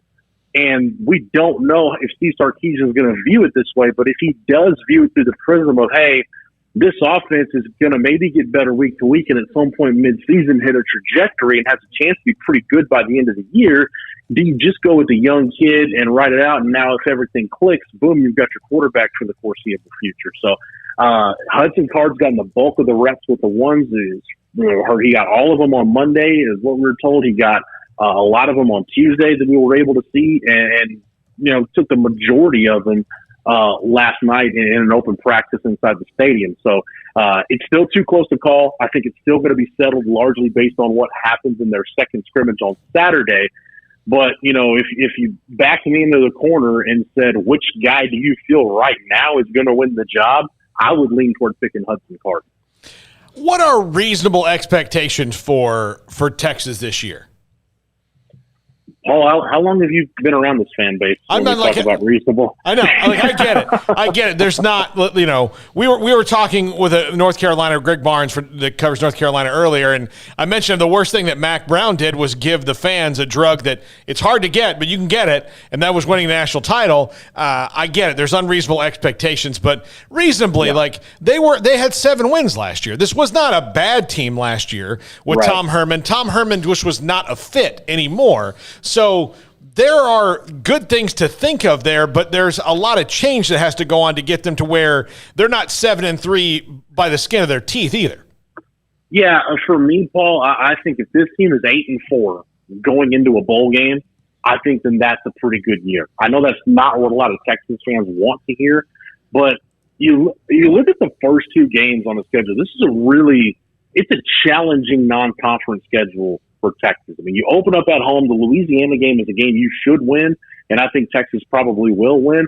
But that's not a game where you can just roll the helmets out and go play and expect to win. If you play with your food long enough and let Billy Napier's team hang around, they could be in it in the fourth quarter with a chance to win that ball game. So it's a really good home opener for Texas. Test them early. And then I think more so than the opponent, and I'm not knocking Arkansas, I just think everybody expected them to be so historically bad last year, playing an SEC-only schedule. The fact that Sam Pittman won a couple of games and had them competitive, I think maybe people are overcooking Arkansas a little bit. That game to me is all about the environment because the majority of this roster, and keep in mind, Texas lost a lot of experience off of last year's team.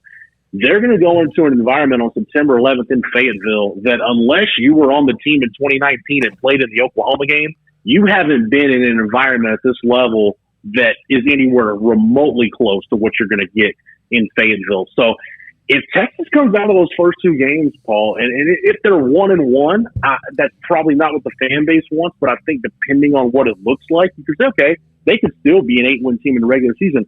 If they're 2-0 and they've got confidence, coming out of those 2 games, and obviously you figure Rice is a win, they're 3-0 going into conference play, then at that point, you only need to have a winning record in conference to get to 8, and then maybe you're thinking, okay, can they get on a roll and win 9? But to me, if you're saying where is kind of the floor for this team, I think the floor is 7-5. I think 8 is probably where I'm leaning right now. And if things break a certain way, I think they can get to 9 going into bowl season. Does the game with Louisiana kind of remind you of the opening games with Maryland? A little bit, Smokey, but it doesn't remind me of it from this standpoint. I think that Tom Herman staff in both games, and this started from the top down, there was a very arrogant approach to those Maryland games where I think the offseason for that staff, both of those years, was so focused on that blockbuster game with USC that I think a lot of the Maryland stuff was taken for granted. And I think especially in the first game it showed, and even in the second game to an extent it showed. I know that Steve Sarkisian, because he and Billy Napier worked together for one season at Alabama. Billy Napier was an assistant coach for Nick Saban, and Sark was an analyst in 2016. So Sark has been in a meeting room with Billy Napier. He knows what he's all about. There's a great deal of respect there. And I think the fact that Louisiana, it's a ranked opponent, I think Texas has had here all offseason. They only lose one starter off of a team that won 10 games last year. They went to Ames and beat Iowa State. So there's a lot of reasons, Smokey, why Texas should not overlook that game. And that, to me, is going to be a really big tell of where the culture is. Because under Tom Herman, Texas got the reputation of a team that plays up and down to their competition. Yes, they can go, hang with the USC when they're a double-digit underdog, and they can go beat Georgia in a bowl game, and they can go beat Oklahoma in the regular season, but they'll lose to Maryland twice. They'll lose a game in the regular season to Texas Tech they had no business losing. You look at the TCU game last year, it was just so up and down. That, to me, if Texas can go win that ball game, and depending on how it looks, I think that can give Texas fans and everybody really a really good indicator of has Steve Sarkisian changed that culture from playing up and down to your opponent to now you're starting to play to a standard. Who does Bijan Robinson remind you of any former Texas running back? This is going to sound really weird, Smokey, but the guy, when I watch him, and I watched him a little bit in high school, got to see him in person when he was at the All-American Bowl down in San Antonio, he reminds me of Cedric Benson from this standpoint.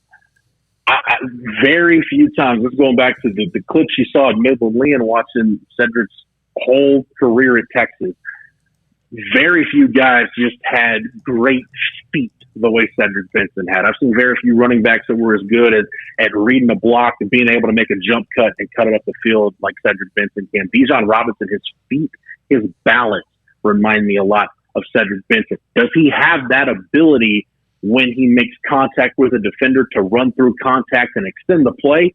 He showed a little bit of that late in the year last year, but we haven't seen the full sample size. So from that standpoint, the footwork, just the natural running ability, the balance reminds me a lot of Cedric Benson. The difference between the two, obviously, Cedric is a great red zone goal line runner, great short yardage guy, and I'm not saying Bijan Robinson's not that guy, can't be that guy, but the difference is Bijan's got that home run ability, whereas Cedric Benson wasn't going to break off a lot of 40, 50-plus yard runs. We've seen Bijan Robinson take it to the house for 50, 60 yards out. So that would be the difference between the two, but from a footwork standpoint, a natural running of the ball standpoint, it reminds me a lot of Cedric Benson. Well, the good news is he's got a coach that may give him the ball. Yeah, and you know what's weird about that, Smokey? If Tom Herman did give Bijan Robinson the ball more, he might still be the head coach at Texas.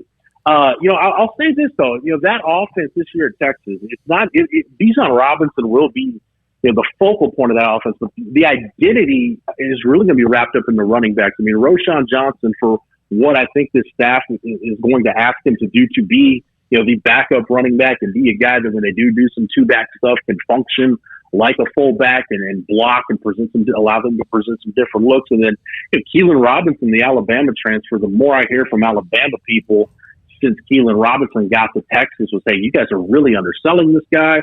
He was really talented. He was probably going to be Alabama's primary kickoff guy. It's just that running back stable was so loaded, it was going to be really tough for him to get touches. Now he comes to Texas. He knows this offense and can step into a role that Steve Sarkisian has carved out for him. But make no mistake about it. I mean, Bijan Robinson and Sark has thrown out the number of right around 20 touches per game. If Tom Herman had done that, he'd probably still have a job in Austin right now. But that's kind of what Sark is looking at right now, Smokey. That's what he's talking about, in that 20 touch per game. And, we saw it a little bit last year.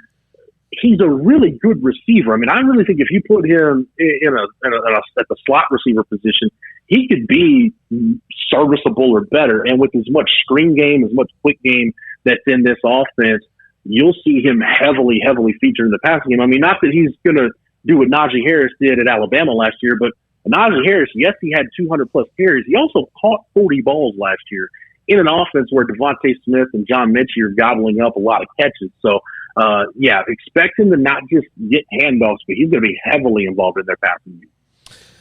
Jeff, do they have the person? I mean, I think part of the problem we mentioned about, Tom Herman was not giving his running backs the ball, no matter if it was Bijan Robinson or anybody else. But does Steve Sarkisian step into an offense that has personnel that can run his system? Because Tom Herman didn't really have a system for his playmakers. He had a system for the quarterback and everyone else.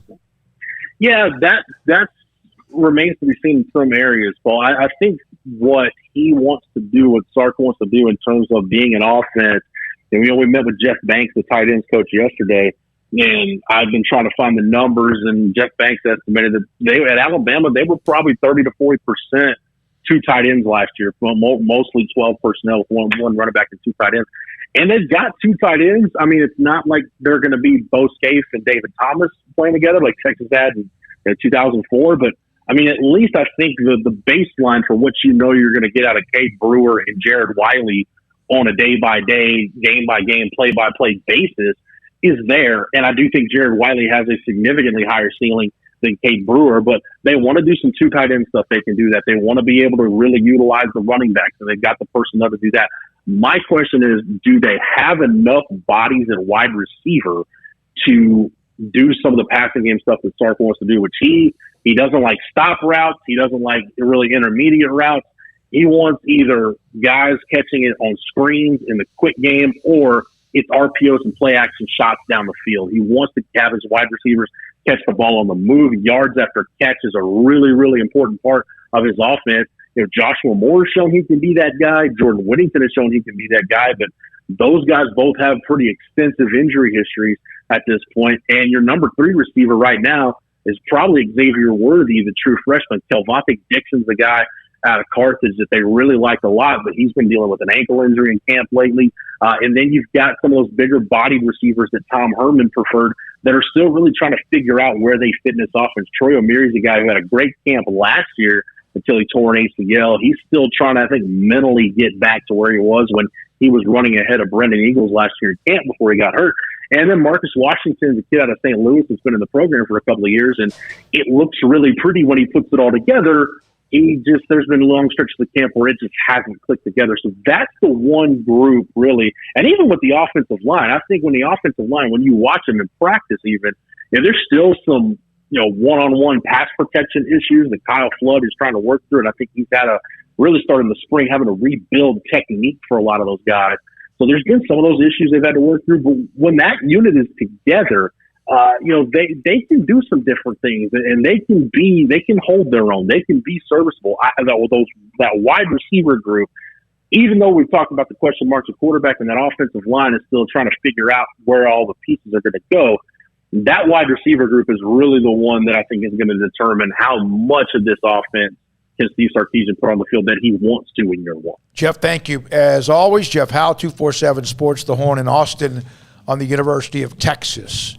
As we've bounced around throughout college football, next week, I mentioned Coastal Carolina head coach, also Jimmy Chadwell. We'll have Jeff Traylor, UT San Antonio, Seth Luttrell from North Texas as we look at some schools, and then, of course, eventually weekly one-on-ones with Baylor football coach Dave Aranda and others. When we come back, nope, we're going to do it now? All right, we're about to be joined by Ish Wainwright. What a story Ish Wainwright has been. Former Baylor basketball star, even played a little football, then went over to Europe, and then all of a sudden he's a part of Summer League.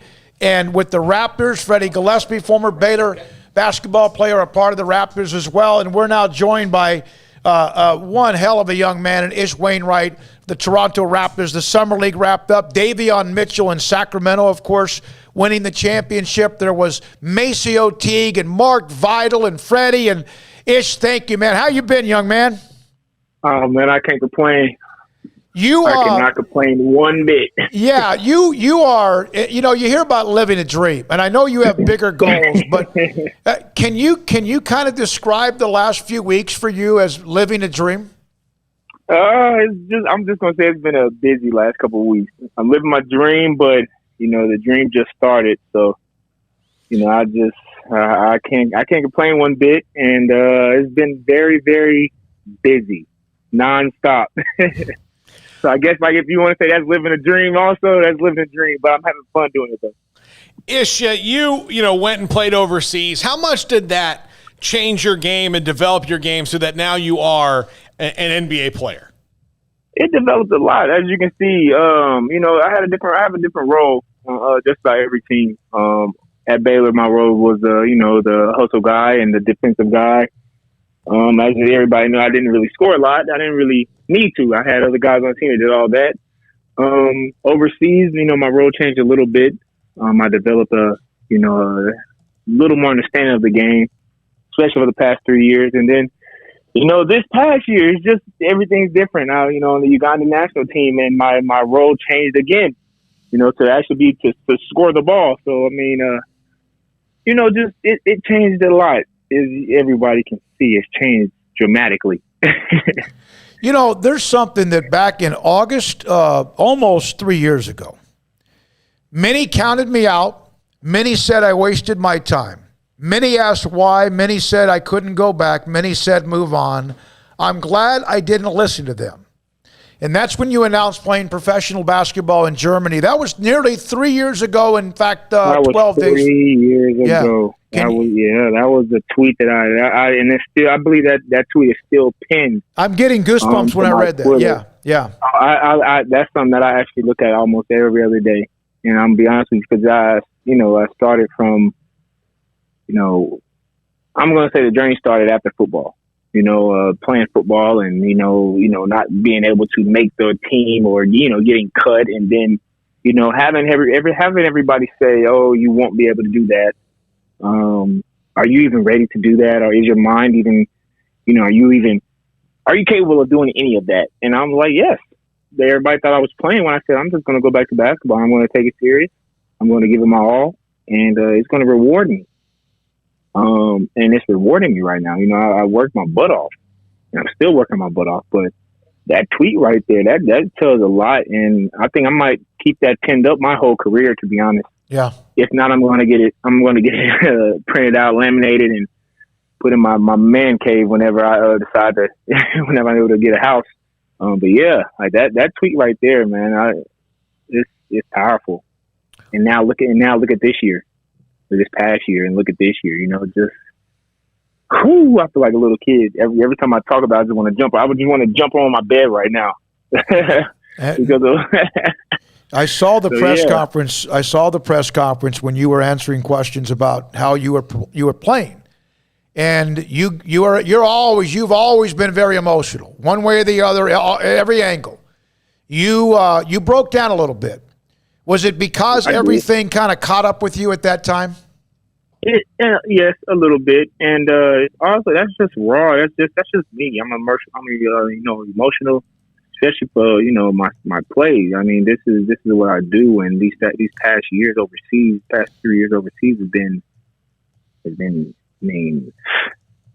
been a blessing in disguise, sometimes you think like, man, why am I over here? Why am I doing this? But, all it works out at the end it's paying off, it's being away. I don't think people understand 10 months away from your family in a different country, the language barrier, different foods. I don't think anybody can really do that.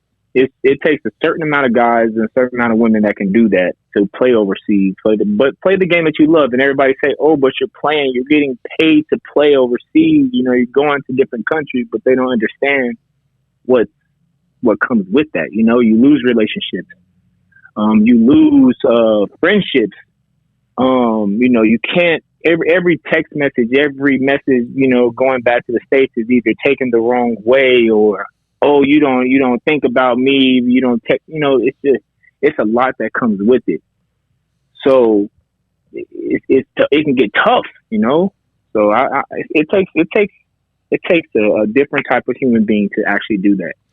You mentioned it's the kind of the little things that you will kind of drive you nuts. You mentioned the foods, like. I mean, I can't imagine what it's like walking out in a European country and thinking like, okay, I'm going to get, chips, a candy bar, and a drink that you would normally just get at any convenience store here. And you walk in and like none of that stuff is there. Like just the one little comfort to like just a quick little thing. And then you have to be like, hey, what does this taste like? I don't know. I'm not from here. Right. Yeah. Right. So your one little de-stressing snack becomes a stressor, and then you think about everything else in the world. Right, like I don't drink sparkling water, and sparkling water is one of the main things that they drink over there. And I'm like, I think I would take still water. Like it's just little stuff like that. They don't really, in Germany it was really tough. They didn't really use ice for their drink. Us here in the States, we love ice water. Mm-hmm. So it's just little stuff like that can just it can get stressful. But hey, I made it. I made it past that little point of life. Well, Canada loves Baylor because you're there and Freddie's there. Yep. And you guys are similar in one regard in that you've had to go on your journey overseas to come back to the NBA. Freddie, I mean, he barely played basketball in his life, especially compared to you're both kind of late. You were a swimmer before you were a basketball player, so also late to that. So, what's it like to be there with Freddie, who's also like you, one of the most positive and happy people in the world? Oh man, it was fun. It was fun, especially in practice. I never got to play on the same team as Freddie. When I was playing football, he was playing basketball at the time. But I would come and practice with him and everything like that. But being around him, I mean, he's energetic. He's always positive. He's always talking. he's probably one of the hardest working guys that I've been around. Also, I can honestly say that. You know, he rebounds the heck out the ball, and he reminds me a little bit. Right now, he reminds me a little bit of Rico because he's going for every rebound. Never seen anybody go for every single rebound, no matter where it's at on the court. Besides Rico Gathers and Freddie, like those two guys, like, you know, are the exact same to me in a way. But I mean, Freddie is just positive all the time. No matter if he's having a bad game or anything like that, he's still positive, and that just, you know, you don't really find a lot of guys like that. But being around him, I mean, all the stories that I've heard about, you know, practice and Coach Drew and all that stuff, you know, we all share the kind of similar stories also. So it was a long talk in the locker room, you know, about his time at Baylor and, you know, after Baylor and all that. So, and I still tell him, like, hey, I'm still a rookie. You're a vet. Like, I'm still a rookie. So, you know, I joke around with him with that, and he's like, man, I can't believe that. I can actually say that. I said, yeah, I'm a rookie. So, you know. When you were talking about him going after every rebound and you compared to Rico, and then, you know, think about Mark Vidal was a part of Portland. And, and really, it all started. Yeah, they had a great, talented team. You could see that with who played in the Summer League. But it's just part of the culture that's grown. And it's been over the years. It's been methodical with what you all have been taught from the staff to others, right? Isn't that kind of why we see what's happening now? Right, it is, and I mean that's just how it is. I mean, that's the culture around Baylor. Just, you know, you have hardworking guys from top to bottom, from coaches to the player assistants to the mainers to the, you know, to the managers. You know, everybody's hardworking top to bottom, and everyone that goes through that, you know, that everyone that goes through that, the team, the, you know, coaching staff, you know, it's something's always happening. It's always a good thing, you know, and it's just, you know, it's hard to explain. It just happens that way, and I love it. Like, it's nothing negative. You can't say anything negative about anyone that comes from that staff or from that team or anything. It's just Coach Drew has a knack for finding good guys, good hardworking guys, good hardworking coaches, and it just, you know, we excel afterwards. You know, it's not. It's always a good outcome, and that's what it's paying off. Look at Mark Vidal, like you said. Look at Jared. Look at Maceo, look at Davion, look at Mark, you know, look at the guys that's coming out. And also look at Royce, look at TP, you know, Isaiah, Corey, Brady, everyone that's playing. Austin Mills, like, guys are just excelling in life, you know. You know, it's funny you mentioned that. You think about, like, you know, and I've been here almost Coach Drew's whole career. I think you could take maybe over the time about 5 or 6 players total, and only a couple of them wind up being, you know, good elsewhere, that just didn't fit Baylor. You just didn't fit Coach Drew. That's an unbelievable batting average when you think about bringing guys who fit your personality as a coach, the university's personality, and work well together. It just, that's not easy to do, and he does it second nature. That is second nature to him. And like you said, everyone, even if they're not a good fit for Coach Drew, they still go on and have, you know, coming from that program, still have a good background and still are succeeding because they, you know, have a little piece. Coach Drew still installed a little piece of him in them, you know. So it's just like you said, it's the second nature for Coach Drew, and he's still doing it. And just look at the recruiting class that he's bringing in. Look at the coaching staff. Look at the alum that the guys are still coming around. Like I said last time we talked, I think a couple times we talked. It's just a family. It's just one big family, and it's still happening. It's going to continue to happen, and I think it's going to happen if, let's say, 10 years from now he decides, oh, I'm going to coach in the NBA. It's still going to be a family when he gets to that next level, you know. So that's just Coach Drew. He's a legend.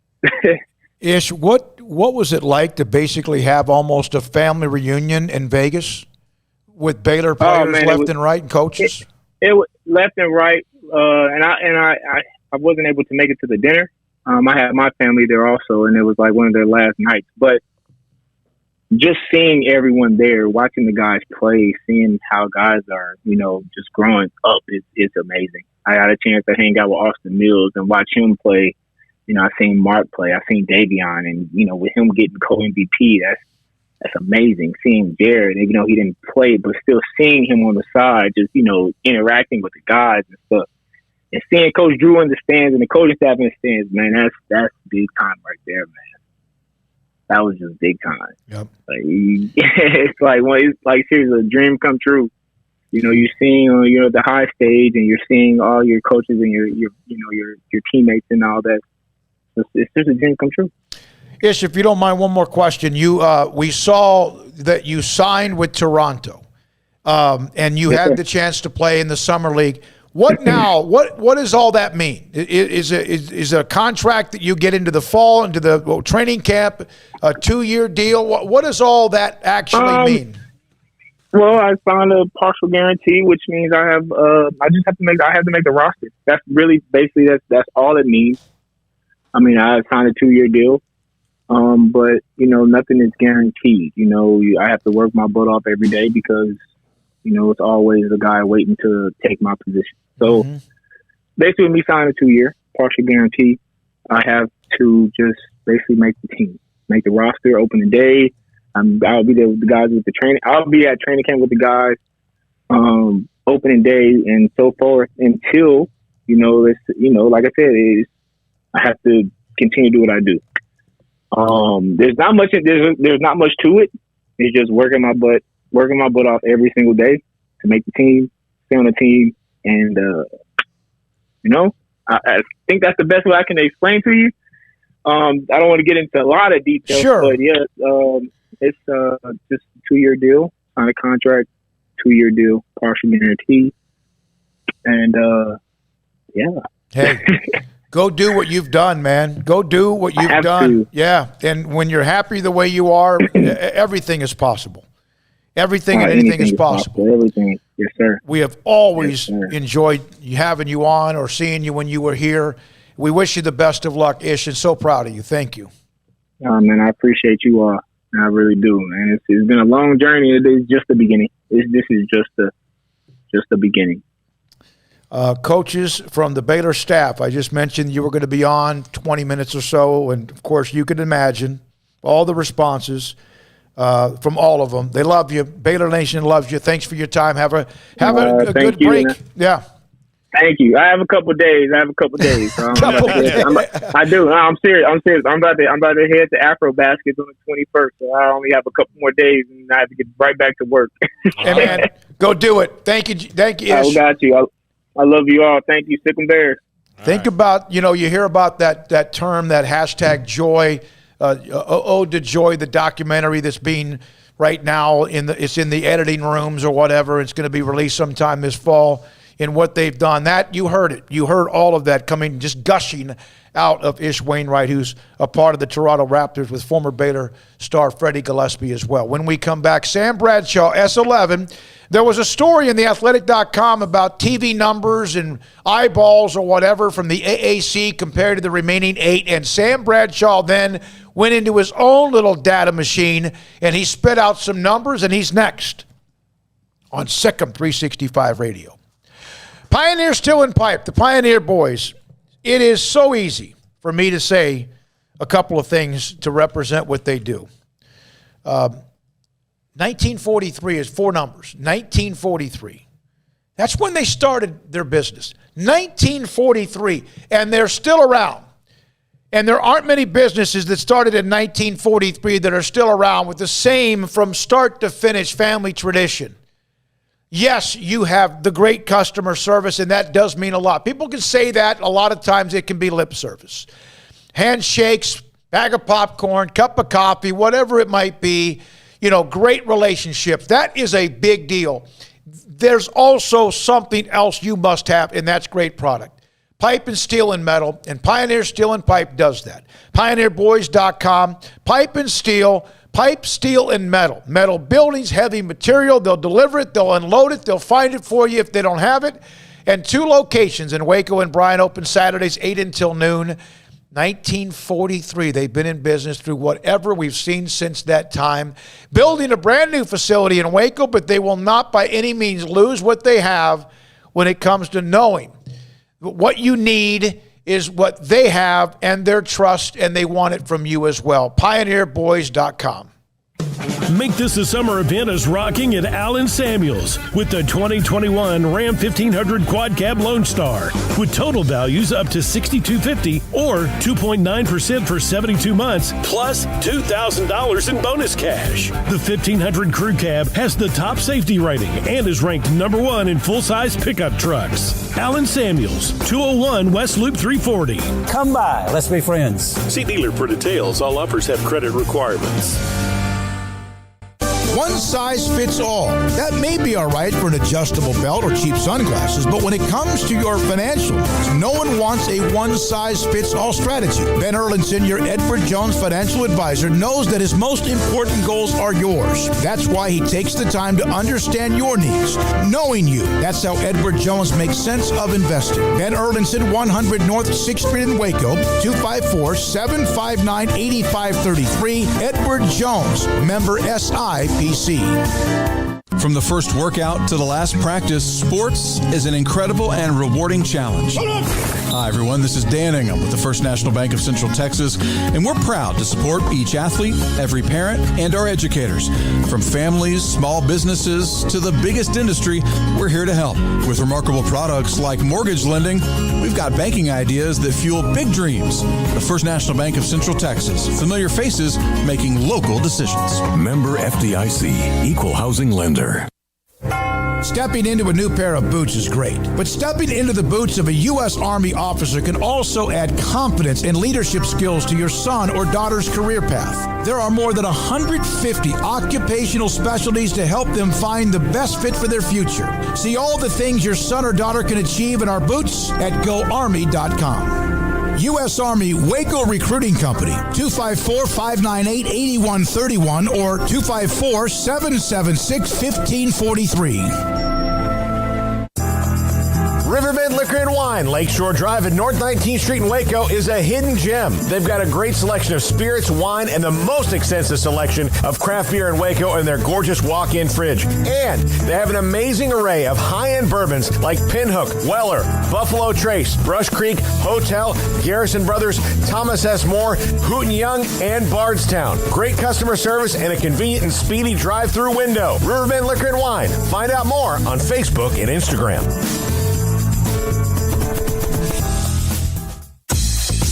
Southwest Sports Medicine and Orthopedics, the team physician of Baylor Athletics. Our doctors specialize in the diagnosis and treatment of any and all sports-related injuries. Celebrating over a decade of service in Central Texas, our doctors are equipped to handle a wide range of issues, whether it's your foot or ankle, orthopedic spine care, your hand or wrist, knee and shoulder pain, or if you're in need of our arthritis or total joint clinic. Come see us at the new Baylor Scott and White Ted and Sue Getterman Sports and Orthopedic Center. Trust the doctors at Baylor Trust, Southwest Sports Medicine and Orthopedics. Our goal is to get you back in the game. With so many companies and policies out there, it gets so confusing shopping for insurance, and I never know if I'm getting the policy that's right for me. Luckily, I met the team at the Nitchie Group Insurance Agency. With the Nitchie Group, you can go to one company and get access to coverage options from many insurance carriers, and you get to speak to a real person about your specific coverage needs. With the Nitchie Group, I know I'm getting the right coverage at the right price. If you need insurance, talk to the experts at the Nitchie Group at 1-800-258-8302. Welcome back to Sikkim 365 Radio. Are you a Sikkim 365 super fan? Then try out our premium subscriptions at Sikkim365.com. Sam Bradshaw, S11, he's an amazing, intelligent young man that can break down X's and O's, film, etc. That's what he normally does for us. But all of a sudden, out of nowhere, Sam Bradshaw went down into his dark room, spit out numbers that are insane, stopped the slander. AAC TV viewership doesn't equal to the Big 12 remains, of course, the remaining 8. Sam, thank you very much. Stuart Mandel had his story in The Athletics. It's a national story, got a lot of attention, and then you just went in there with a blowtorch and set the record straight. How long did it take you to find all this data? Thanks for having me on. And really, over half that data I already had because I had worked on something a couple of years back for the site that just never seemed like the right time to really put it all together, but I at least had the vast majority of what we were looking at. I think it was around the time we were splitting off from 247, things like that. There was really not a good time. Then the season started, and then you'd look at it again, and then another season would start. So I'd had a lot of that data already, so it was just a matter of updating a little bit of it. And then from there, once you put the data in context, the story was pretty easy to write. Mandel, I don't think he started off with anything intending to slant it one way or the other. I think he just said, all right, well, 2020 was a weird year. Let's look at 2018 and 19. But it just so happened that was a year where like 5% of the games he'd be looking at for the Big 12 were on ABC, and like 16% of the AACs. And that right there, if you look at what a game typically does on specific networks, think like the minimum that you would get on a typical Saturday for ABC or another network compared to for like ABC or Fox or network TV compared to ESPN or ESPN2, it's not even close. So that alone skews it. And then from there, when you look at certain windows, whether it be Championship Saturday or on Black Friday, when there are just significantly fewer games splitting whatever audience is looking for college football, the floor for those games are over 2 million. So that skews it again. And it's something where if you just simply looked at the 2 years he had in question and said, all right, how did the two conferences do on ABC? How did they do on ESPN? How did they do on ESPN2? The Big 12 would win. But it really took such an unweighted sample, the AAC, to get close. Now, Sam, I mean, as they move forward, you know, if they did have to merge with the AAC, wouldn't the job be for them to, like, bring the AAC up? Not for, you know, because that they're not going to, you know, dominate markets, you know, in the classic sense anymore, are they? Well, I think anytime you're looking at potential expansion for the remaining 8, you're having to look at who adds the most value, obviously, that you can get. And then from there, I do think the top of the AAC is a lot more marketable than their overall numbers, to where some of those teams might be comparable, you know, if half their schedule wasn't against some of the weaker teams in that conference. So it's really about who do you think makes the most sense. And I think we have a pretty good idea just in terms of television contract realities. I mean, BYU was paid by ESPN to go independent. Boise State, first with ESPN, now with Fox, their home games are literally carved out of the Mountain West TV contract for additional money as a separate bid.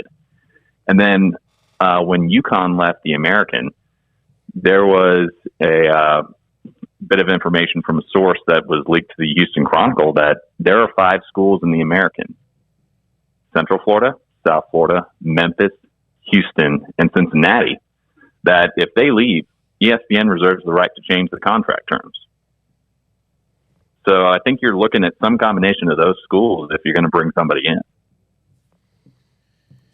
So do you feel like this thing, was this something in your opinion, and I know Stuart Mandel, and I've not been able to contact him, but do you feel like this is something that maybe the AAC and or ESPN said, hey, psst, look at these numbers? I'm not going to speculate on that. I don't know what the guy was intending to do, because if you are looking for what's the nearest 2-year sample to the current year that didn't deal with COVID, you'd look at 2018 and 19. It just so happened that was a very, very unflattering sample, because by the time you filter out the TCU Ohio State game, you literally have one game on ABC compared to many, including games on Black Friday, Championship Saturday, games with College Game Day, with only a limited number of games competing in the time slot. It was just a completely apples to oranges sample. And when you expanded back and looked from 2013, the first year the American had most of their current lineup playing each other, and 2020, and you looked at what did these teams do facing each other? No debate over whether or not you should include games against Ohio State or games against Washington State or games against Memphis and going against Ole Miss or anything like that. Just when you're playing amongst your group and when they're playing amongst their group, who does better? And let's look in the same time slots on the same networks. And across the board, the Big 12 won the comparison, and it really wasn't that close. What does the AAC have that the Big 12 doesn't? Other than an existing contract for the teams that they project to have going forward. Yeah. Right now, I think that the AAC has presence in a lot more major cities. Now, that's certainly an advantage in some respects, but I do feel like the Big 12 has the larger fan bases for their respective schools. And I think that's going to win out. Bowlesby put the percentage drop in television revenue he's anticipating with the departure of Texas and Oklahoma to be around 50%. Even with that as a projection, that projects to a television payout that's going to outpace the American. All other things being equal. Obviously, it's business, competing interests, or other business interests, or fewer bidders for whatever reason. That can obviously take an impact on how things ultimately shake out. But if Bowlesby's accurate with that projection, they're going to have a better contract. They'll be able to attract some of the better teams from the American, from the Mountain West, possibly BYU. And then from there, you'll potentially have a league that it won't be rolling in the money the way that the Big 12 has, but relative to its other power conferences, it'll be kind of like the Big East when Cincinnati or West Virginia or South Florida or Louisville were in there, where, yes, they're a power conference, but you're not really viewed on the same level as the other power conferences. But you're certainly viewed as a major step up from the non-power conferences. Yeah, from what is called the Group of Five. Now, okay, one question on football, Sam. Sam Bradshaw, S11. You are the one that's going to break down some stuff, and obviously football, Bob, and the Big 1-2 show that Paul and JD do with college football and the Big 12. And what we do here. So they haven't named a quarterback, a starter, Baylor. I don't know if they know who that is, and there's a lot of talk. I had a national guy call me today, early this morning, asking me about it. Based on what you have seen or what has not been said, what's your gut feeling on Bohannon, Zeno, and Shapen? Of course, Baylor quarterbacks for those who are watching nationally. Go ahead. Right. Without having seen anything from them in the fall beyond just press clippings and what guys have said in interviews, my gut feels Bohannon. That's heavily influenced by what I saw in the spring, where he protected the ball a little better, seemed to have a little bit more ease in getting completions. And then you look at his legs. I think he's got the highest floor of the three right now. I think Shapen gives you a fair amount, and like Brewer, I think he'd be able to extend some drives, extend some plays. I think Zeno gives you a lot of arm strength, but just based on how they appeared in spring and just trying to read between the lines on what I'm hearing in interviews, I would guess Bohannon, but I'm obviously not in practice watching him, so that's just a guess. Thank you, Sam. Great stuff. Appreciate you diving into all that data, too. That gave me a headache. I had to read it a couple of different times because I'm not smart enough to stick with it, but it was great. If you haven't seen it, it's like I printed it out. It's like 13 pages. I read through some of it on and off. Stop the slander. AAC TV viewership doesn't equal the Big 12 remains, based on a story that was in The Athletic from a really respected a columnist in Stuart Mandel on a couple of years of TV and of value. When we come back, Paul Catalina's top 5. Don Humidor and Coffee Beans in the Town West Shopping Center off Valley Mills in Waco. One of my favorite cigars is the La Fontana. It's not it's a nice brand, but it's not Cohiba. It's not Romeo and Juliet, a Macanudo or Ashton. Of course, if La Fontana thinks they are, it is a very smooth cigar. And they have a Torpedo Edge, which is the Torpedo Edge, where when you smoked it, you got Rocky Patel's got a Torpedo Edge as well. It's a very smooth, light smoking cigar. It's inside the 48-foot walk-in humidor at Don's Humidor and Coffee Beans. Carol, Ashley, and Cheyenne, tell them I sent you if you go by there to get yourself some cigars. They have coffee beans ground right there in front of you. CBD products, including Vita Dreams, to help you as well. If, in fact, sometimes or a lot of times you toss and turn at night and you just need to be able to kind of just cool your jets a little bit and calm down. It'll help you save 30, 45 minutes to an hour, that when you wake up the next morning, you go, man, I wish I had 30, 45 minutes to an hour. You did, because it allows you to fall asleep in a much more relaxing way. Don's Humidor and Coffee Beans with the elite brands of cigars, the Cuatro Nicaragua, my father, and if you want the possibility of the harsher, like what more dark cigars, the ones that are a little more full flavor, they have those as well. I like the lighter smoke. It is so much better for me. Don's Humidor and Coffee Beans in the Townwest Shopping Center off Valley Mills in Waco. At Baylor University, students find their place to shine. They're faithful friends and inspirational leaders. They're championship teammates and independent thinkers. They're on the cutting edge of high tech and in the halls of history.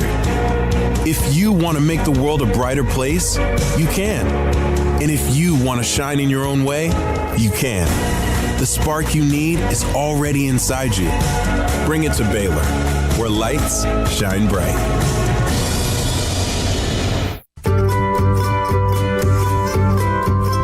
You want to know why Stonewood Dental is so successful? Listen to what happy customers have to say. It's pleasant. It's different than any other dentist's office. I really feel like they care. And it's not that you're here for 2 hours waiting on someone to take care of you. It's quick and easy, and I bring my kids, and my kids love being here too. They really love the treasure box. Staff is really nice and accommodating, real friendly. You feel more like home. It's not sterile looking. Everybody has their own personalized rooms with decorations and decor, and they'll even have a blanket for you when it's cold. I've recommended people to actually come here, and they are patients now. I really love it here. It feels like family. Learn more, stonewood-dental.com.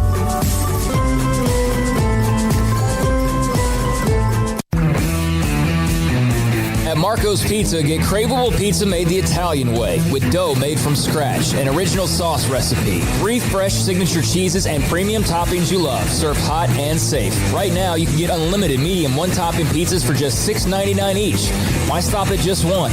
Order with your app or at marcos.com for curbside, carryout, or delivery today. Marco's, pizza lovers get it.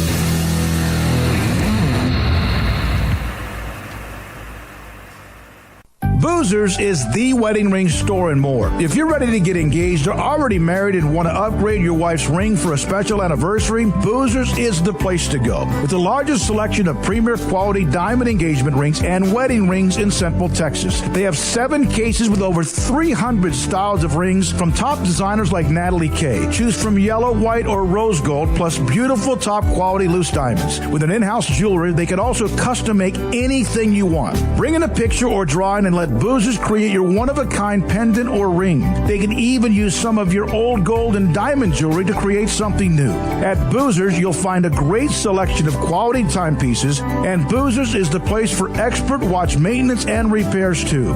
They specialize in expert Rolex watch repair for fine jewelry, watches, custom work, and more. Go to Boozers on Valley Mills and Lake Air Drive in Waco. Boozers, the wedding ring store and more.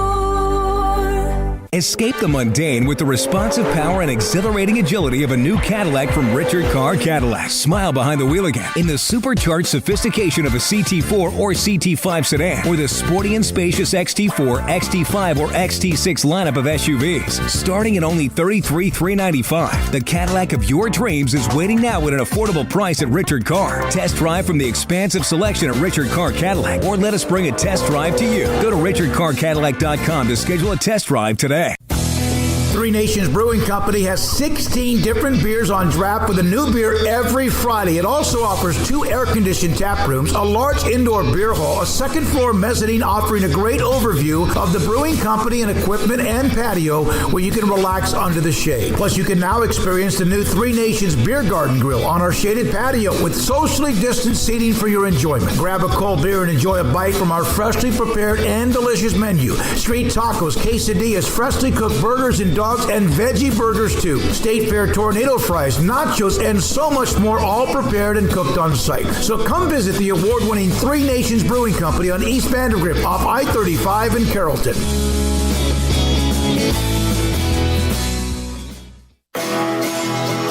Welcome back to Sikkim 365 Radio. This is Paul Catalina's Top 5 at 5:55. Presented by Slapsticks Comedy Club. For ticket information, go to slapstickscomedy.com. All right, this top 5 comes to us courtesy of David Smoak, right here. So this is the first time he's ever knowingly contributed to this.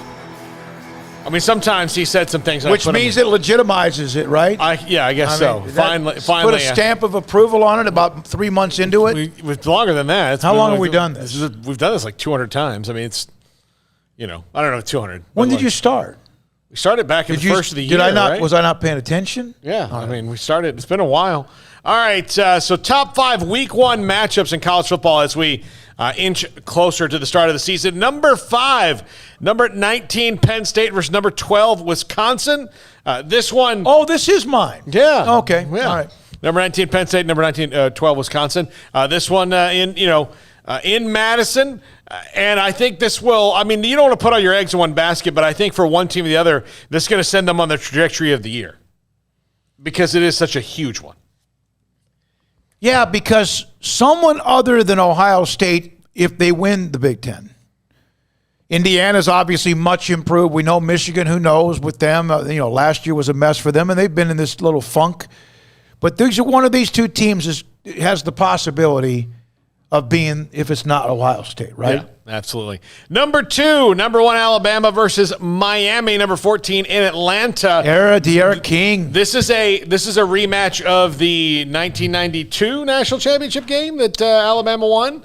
And George Teague ran down. Was it Lamar Thomas? I think he ran down. I don't know if it was him. It wasn't Randall or Horace Hill. Copeland. Someone out. Yeah, it was either Lamar Thomas. Stripped it away from him as he's on his way to a touchdown. Yeah. All I can say about this is hats off to Miami for actually being willing to play this game. No, I mean, yeah. Because most people are just scared to death to schedule Alabama off, like, non-conference. Yeah. Like, I talk to Baylor fans, I'm like, we should schedule Alabama. They're like, no way, bro, we get destroyed. And I'm like, well, so what? But that gets you it gets you beat up. Yeah. It may get you beat up for a while, but it gets we're playing Alabama. Now, back in the 20 years ago, you play Miami, Florida State, Nebraska. It's a good deal. I'd rather try and get destroyed than be a coward. Yeah, Miami will be better, maybe not in 2021, but in 2022 because of that game. They will. The guys who come back in 2022 will be better.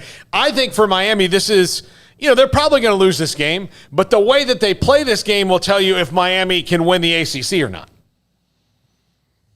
Because they got to beat Clemson more than likely to win the ACC. So the way that they play against Alabama will tell you a lot about whether they can hang with Clemson. Is this a good? I don't know if there's ever a good time to get Alabama, but there's new quarterback. Yeah, sure. I mean their backups are better than most starters, but you'll see. I hope it's competitive. If it might be the best time to get them before everybody's played a regular game together. Yeah, I guess. All right, number 3, number 17, Indiana. Number 18, Iowa. Is Indiana, are they going to be as good as they've been the last couple of years? Michael Penix back as the quarterback, coming off the injury. Can they do that? And look, we know what Iowa's going to be. They're going to be boring as hell, but tough to beat. Yep. They're going to win a lot of games, 17-13. They're going to grind you out. Kirk Ferentz is dull.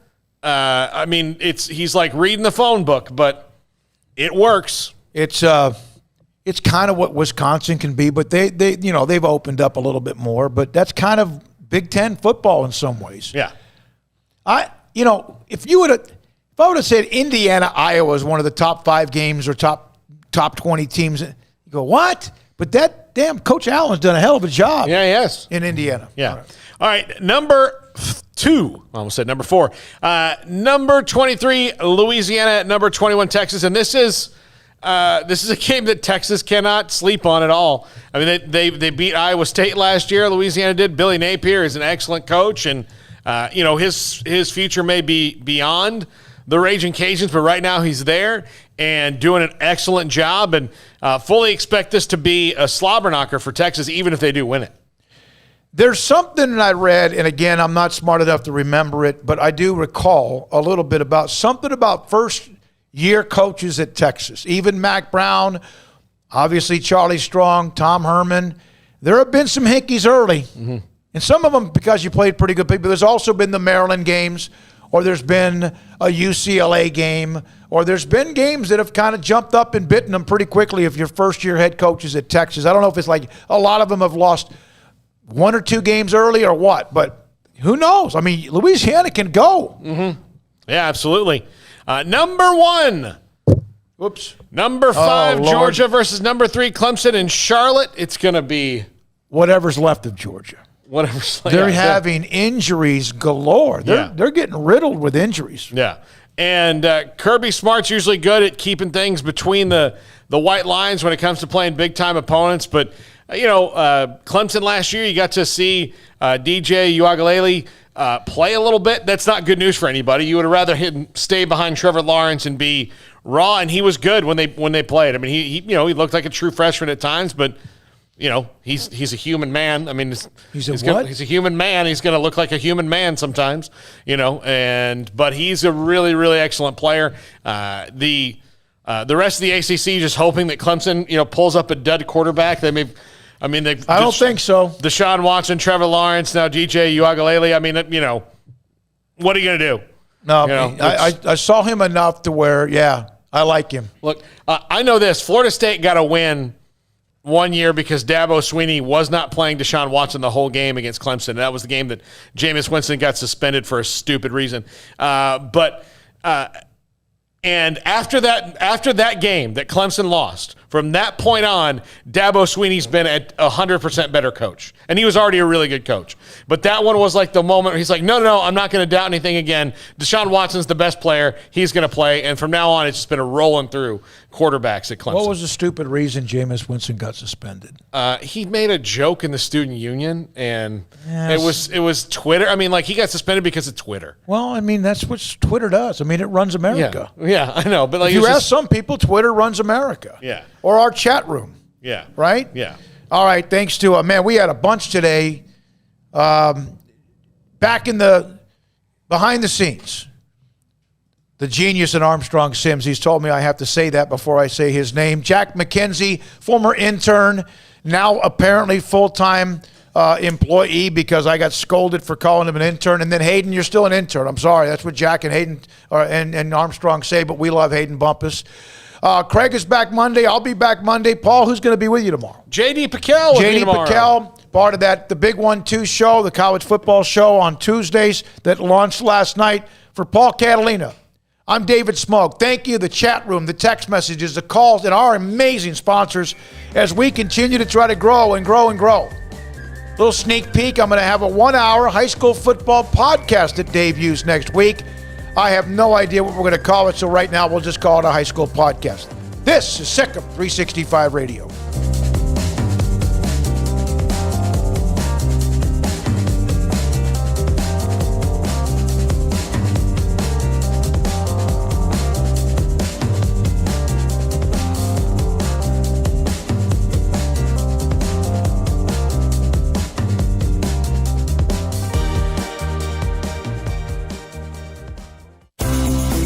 Ideal MRI is a small family business right here in Central Texas. We're open to support you while lowering the cost of healthcare bills. When you need an MRI, ask your doctor for an Ideal MRI. Visit us at idealmri.com or call us at 833-IDEAL-MRI. After my first car accident, I feared the biggest damage would be to my wallet. I expected a mountain of bills and a long, drawn-out process. But my Texas Farm Bureau insurance agent was there when I needed her and helped me get back on my feet and in my car in no time. Instead of a hassle, I got reassurance and a quick recovery. Stop by and see our agents at one of our 3 McLennan County locations. Coverage and discounts are subject to qualifications and policy terms and may vary by situation. Stepping into the boots of a U.S. Army officer can add confidence and leadership skills to your son or daughter's career path. See all the things they can achieve in our boots at GoArmy.com. U.S. Army Waco Recruiting Company, 254-598-8131 or 254-776-1543.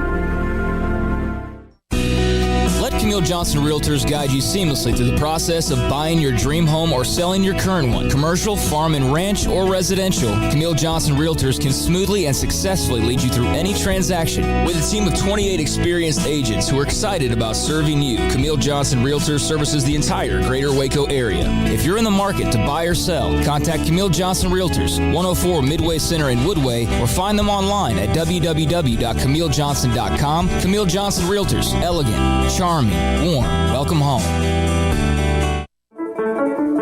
One size fits all. That may be all right for an adjustable belt or cheap sunglasses, but when it comes to your financial needs, no one wants a one-size-fits-all strategy. Cam Heathcott, your Edward Jones financial advisor, knows that his most important goals are yours. That's why he takes the time to understand your needs, knowing you. That's how Edward Jones makes sense of investing. Cam Heathcott, covering Conroe and Houston, 936-756-7717 or cam.heathcott@edwardjones.com. Edward Jones, member SIPC. Did you know that 1 out of every 4 men have symptomatic low levels of testosterone and don't even know it? And if you think you're too young to worry about it, guess again. Low T levels can make you feel tired and grumpy, cause weight gain, and wreak havoc on your sexual desire and performance. Petty Clinic Low T can set up same-day blood screening and results, so if you're tired of being tired, I challenge you to man up and Google search Low T Waco or go online pettycliniclowt.com. It's a private clinic with an atmosphere catering to men. Affordable, only $150 a month, includes lab work, office consultation, testosterone injections, follow-up visits compared to $395 a month in Dallas or Austin, and you don't have to fight the traffic. Petty Clinic Low T is board-certified physician consultations, will provide the best form of brand-strength testosterone available. Contact Petty Clinic Low T today, just off Highway 84 and Old Hewitt Drive in Woodway. Petty Clinic Low T, helping men become the high-performance men they deserve to be. PettyClinicLowT.com or Google search Low T Waco.